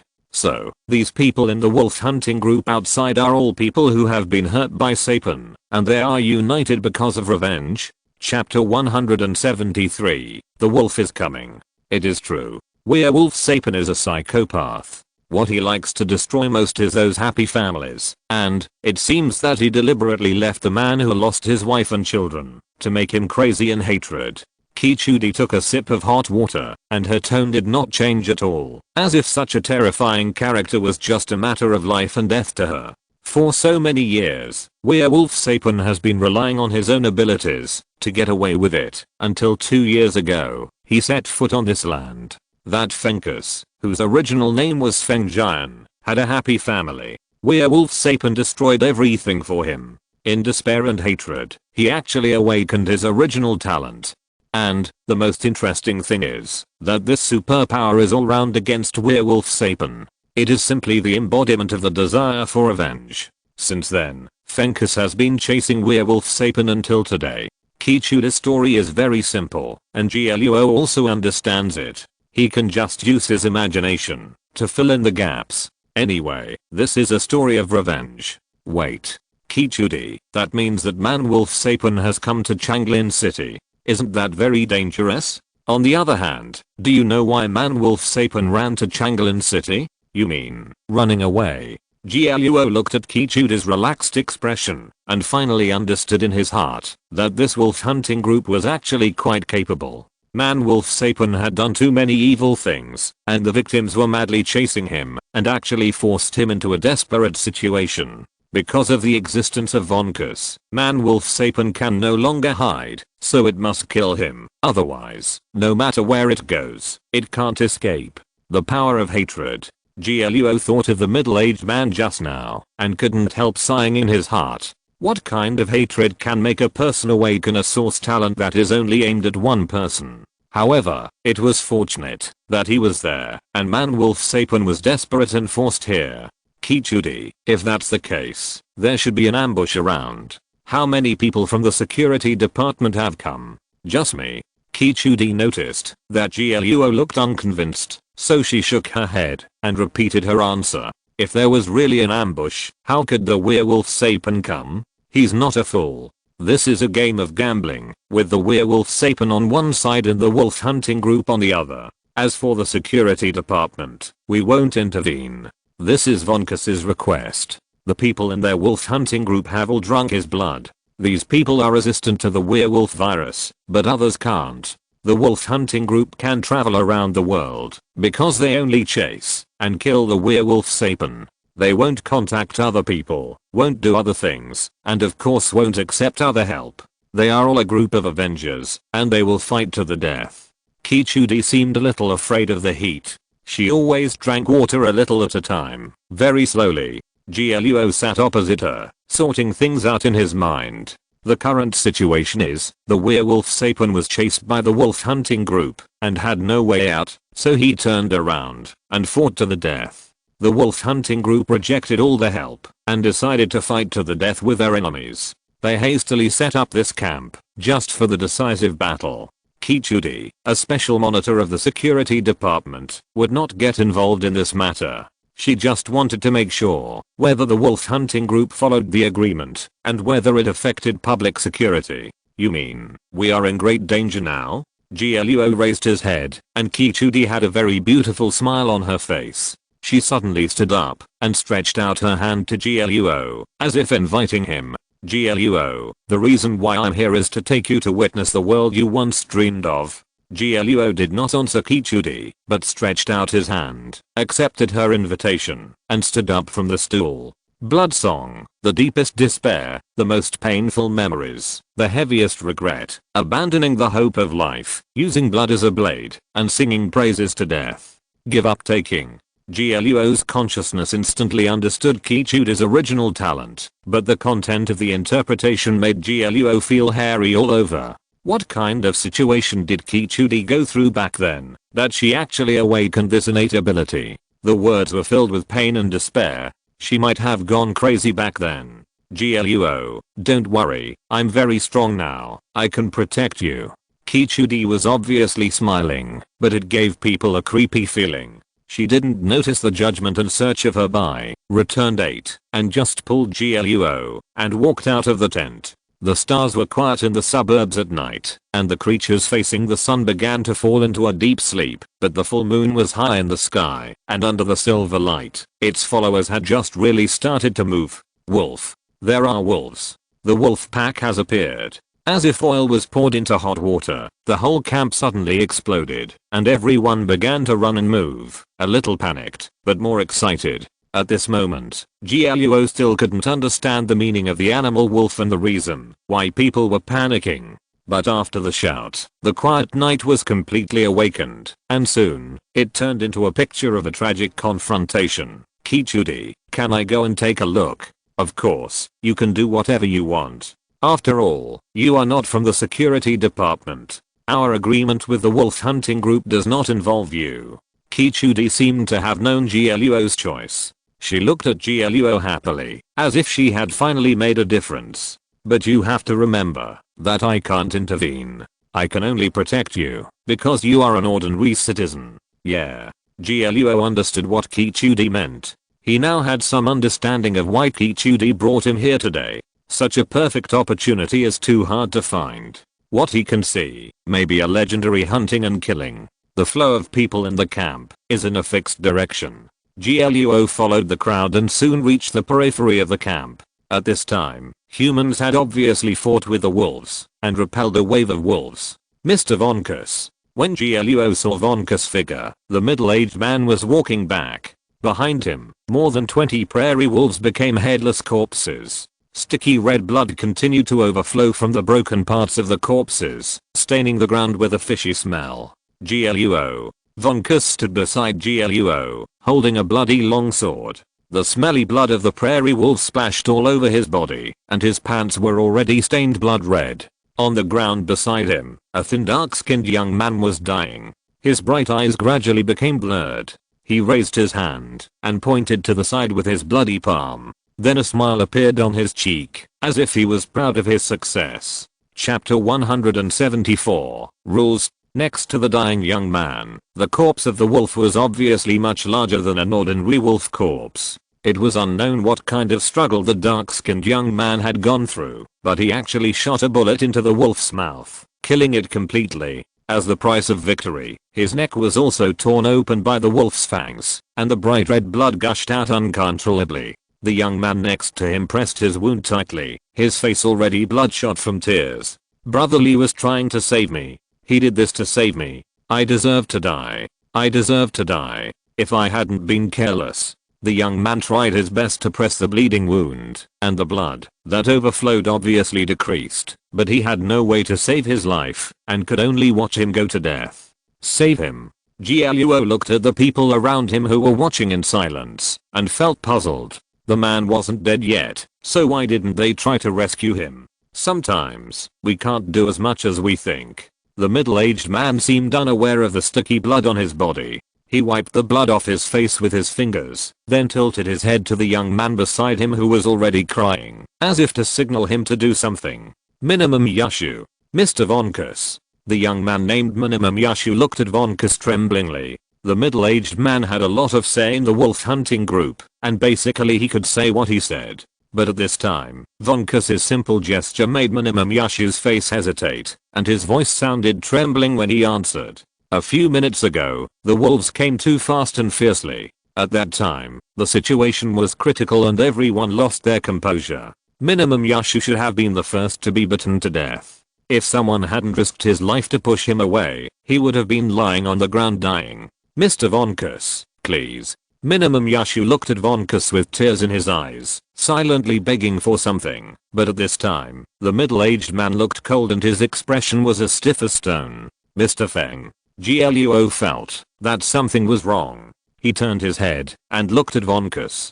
Facing his expression without any fluctuation, GLUO suddenly thought of something in his mind, and a chill swept through his body. At this time, under GLUO's gaze, Vonkus had already reached into the back of his clothes, and then pulled out a black pistol. Vonkus. You, ding.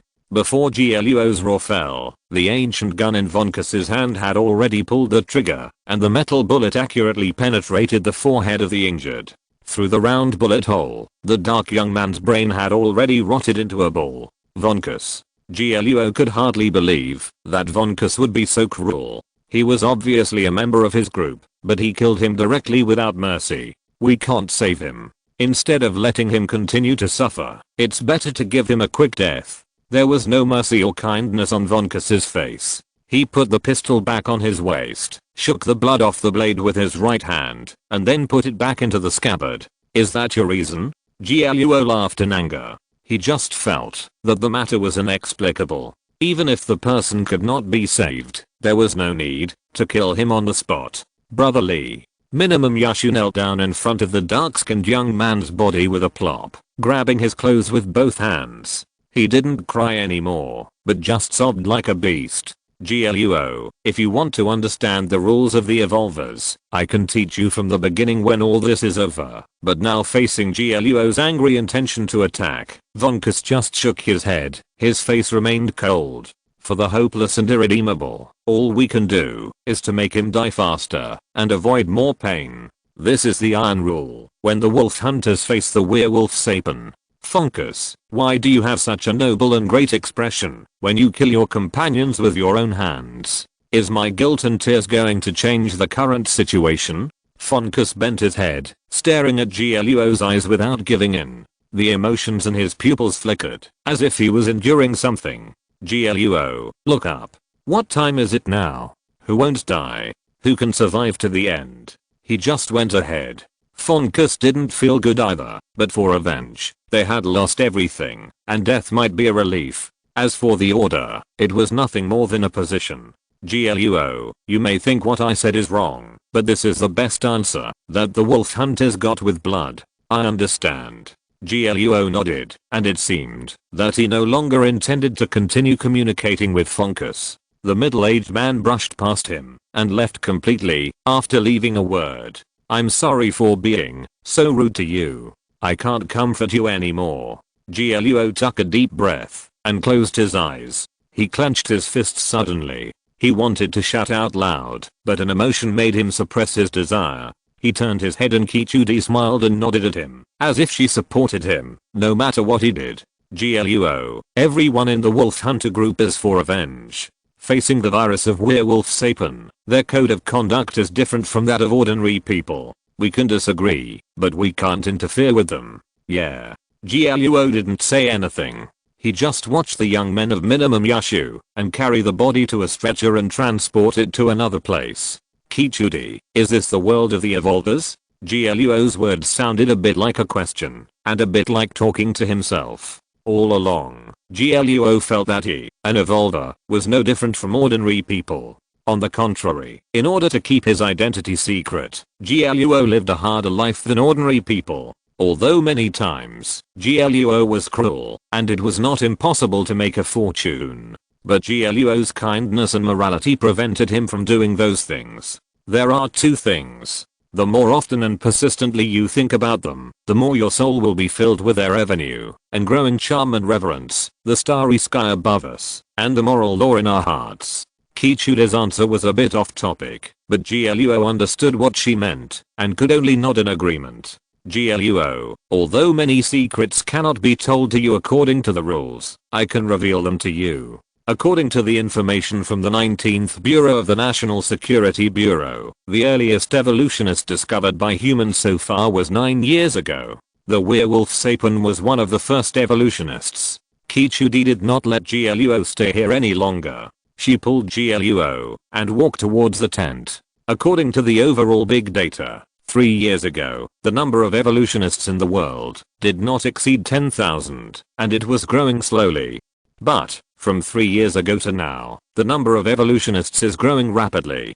To date, there are nearly 600,000 evolutionists on record, and this is only the recorded ones. There are more hidden ones, but there is no way to know. Chapter 175, Glory. Since 3 years ago, the number of evolvers has been growing rapidly. Guo pretended to think, and finally shook his head, indicating that he couldn't figure it out. But in fact, Guo's heart suddenly jumped. 3 years ago. Isn't that the time when the giant pupil appeared in the sky for the first time? The increase in the number of evolvers and the unknown existence outside the sky. Are there really no connection between the two? If it is really so stupid, Guo will not do it. However, although Guo knew it, he would not tell Kichudi. After all, the two have not seen each other for more than 5 years, not to mention that Kichudi is already a member of the 19th Bureau of the National Security Bureau, and a captain.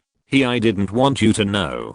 Kichudi smiled and answered Gluo's words, which was very strange. It's not that I didn't think you knew, but it was more affirmative, like, it doesn't matter whether you know it or not. I just want to tell you what I know. You don't need to tell me any information. Yeah. Gluo naturally understood what Kichudi meant. The relationship between him and her is a little subtle now. Many things are understood by each other, but they can't be expressed in words. The only thing Gluo could confirm was that everything Kichudi knew about him was kept secret and not told to anyone. In the moonlight, the faint smell of blood disappeared with the sudden cold wind. The starry night in the wild was particularly gorgeous, as if countless quiet eyes were watching the creatures coming and going.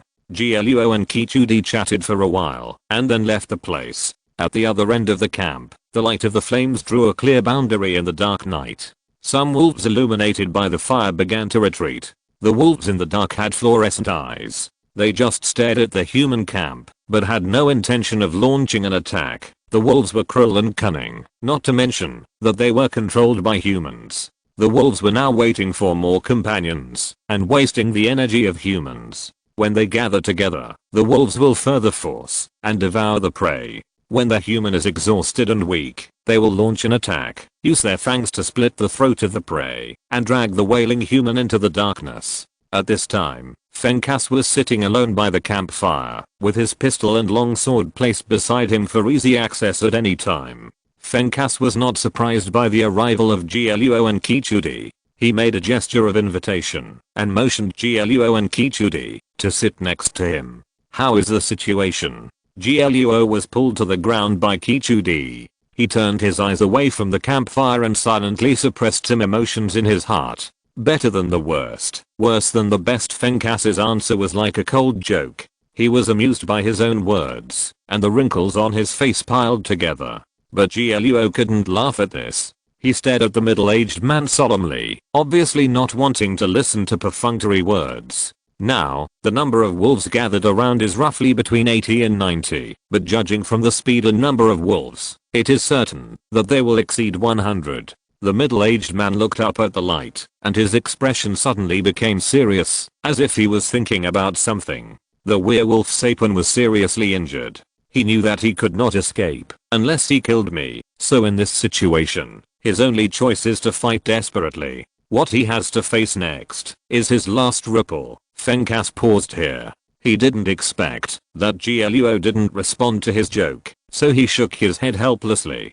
In any case, it's not a very important matter. It's nothing more than fighting desperately. Our wolf hunting group has always refused help from others for independence and revenge. The lives of each of us are only willing to be thrown on revenge. In the end, how many of you can survive? Who knows? Maybe 10, maybe 20, or maybe less. At this moment, Gluo, who had already prepared for the best and worst, felt a sinking in his heart, but since he was mentally prepared, he did not waver. After taking a deep breath, he regained his composure. What are you going to do after all this is over?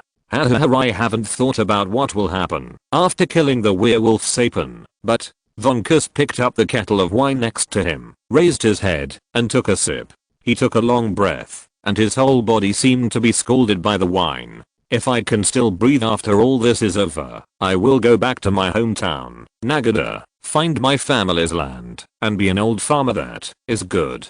Yes, it's good. The middle-aged man raised his hand and handed the wine jug over.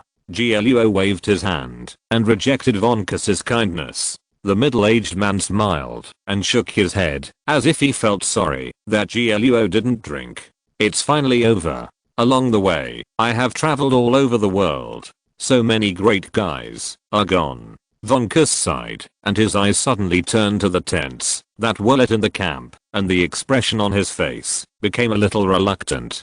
To be honest, I initially embarked on the road of revenge in order to avenge my wife and son, but in the past 2 or 3 years, I have been through too much. I have seen too many life and death situations. Can you imagine? I was a farmer 2 years ago, an old farmer who worked the land. GLUO naturally understood what Von Cass meant. He originally wanted to avenge his wife and son, but now, too many of his companions have died along the way, and their expectations of revenge are all on him. Too many companions have died, really too many. I can die, they can die, all of us can die, but the werewolf Sapien must die. Only this is the only memorial. Von Cass turned his head and met GLUO's gaze. At this moment, there seemed to be a sharp blade in the middle-aged man's eyes, reflecting the light of the flames. GLUO, I hope you don't do unnecessary things. Werewolf Sapien must be killed by our wolf hunting corps. We don't need anyone's help. This is the honor and long cherished wish of all 14,53 wolf hunting corps members. We can't let anyone overshadow him. I understand, I know. GLUO nodded and completely gave up his previous idea. This was Von Cass's destiny, the glory of the wolf hunting corps, and he had no right to interfere. Hahaha, that's good. That's good. The wolf hunting corps was not established by me, but I took it over from the previous generation of leaders. I can't let it be disgraced, and I can't let the dead be disgraced. Von Cass was a little dazed as he looked at the young men on the other side. After noticing the middle-aged man's gaze, the young men hurriedly bowed. Von Cass nodded and let out a long sigh. Old end of this chapter. Thank you very much for reaching the end. Don't forget to like. Looking for more exclusive content and immediate access? Subscribe to our Patreon. Remember, every like, subscription, or donation encourages us to continue. Thanks to everyone. See you in the next video.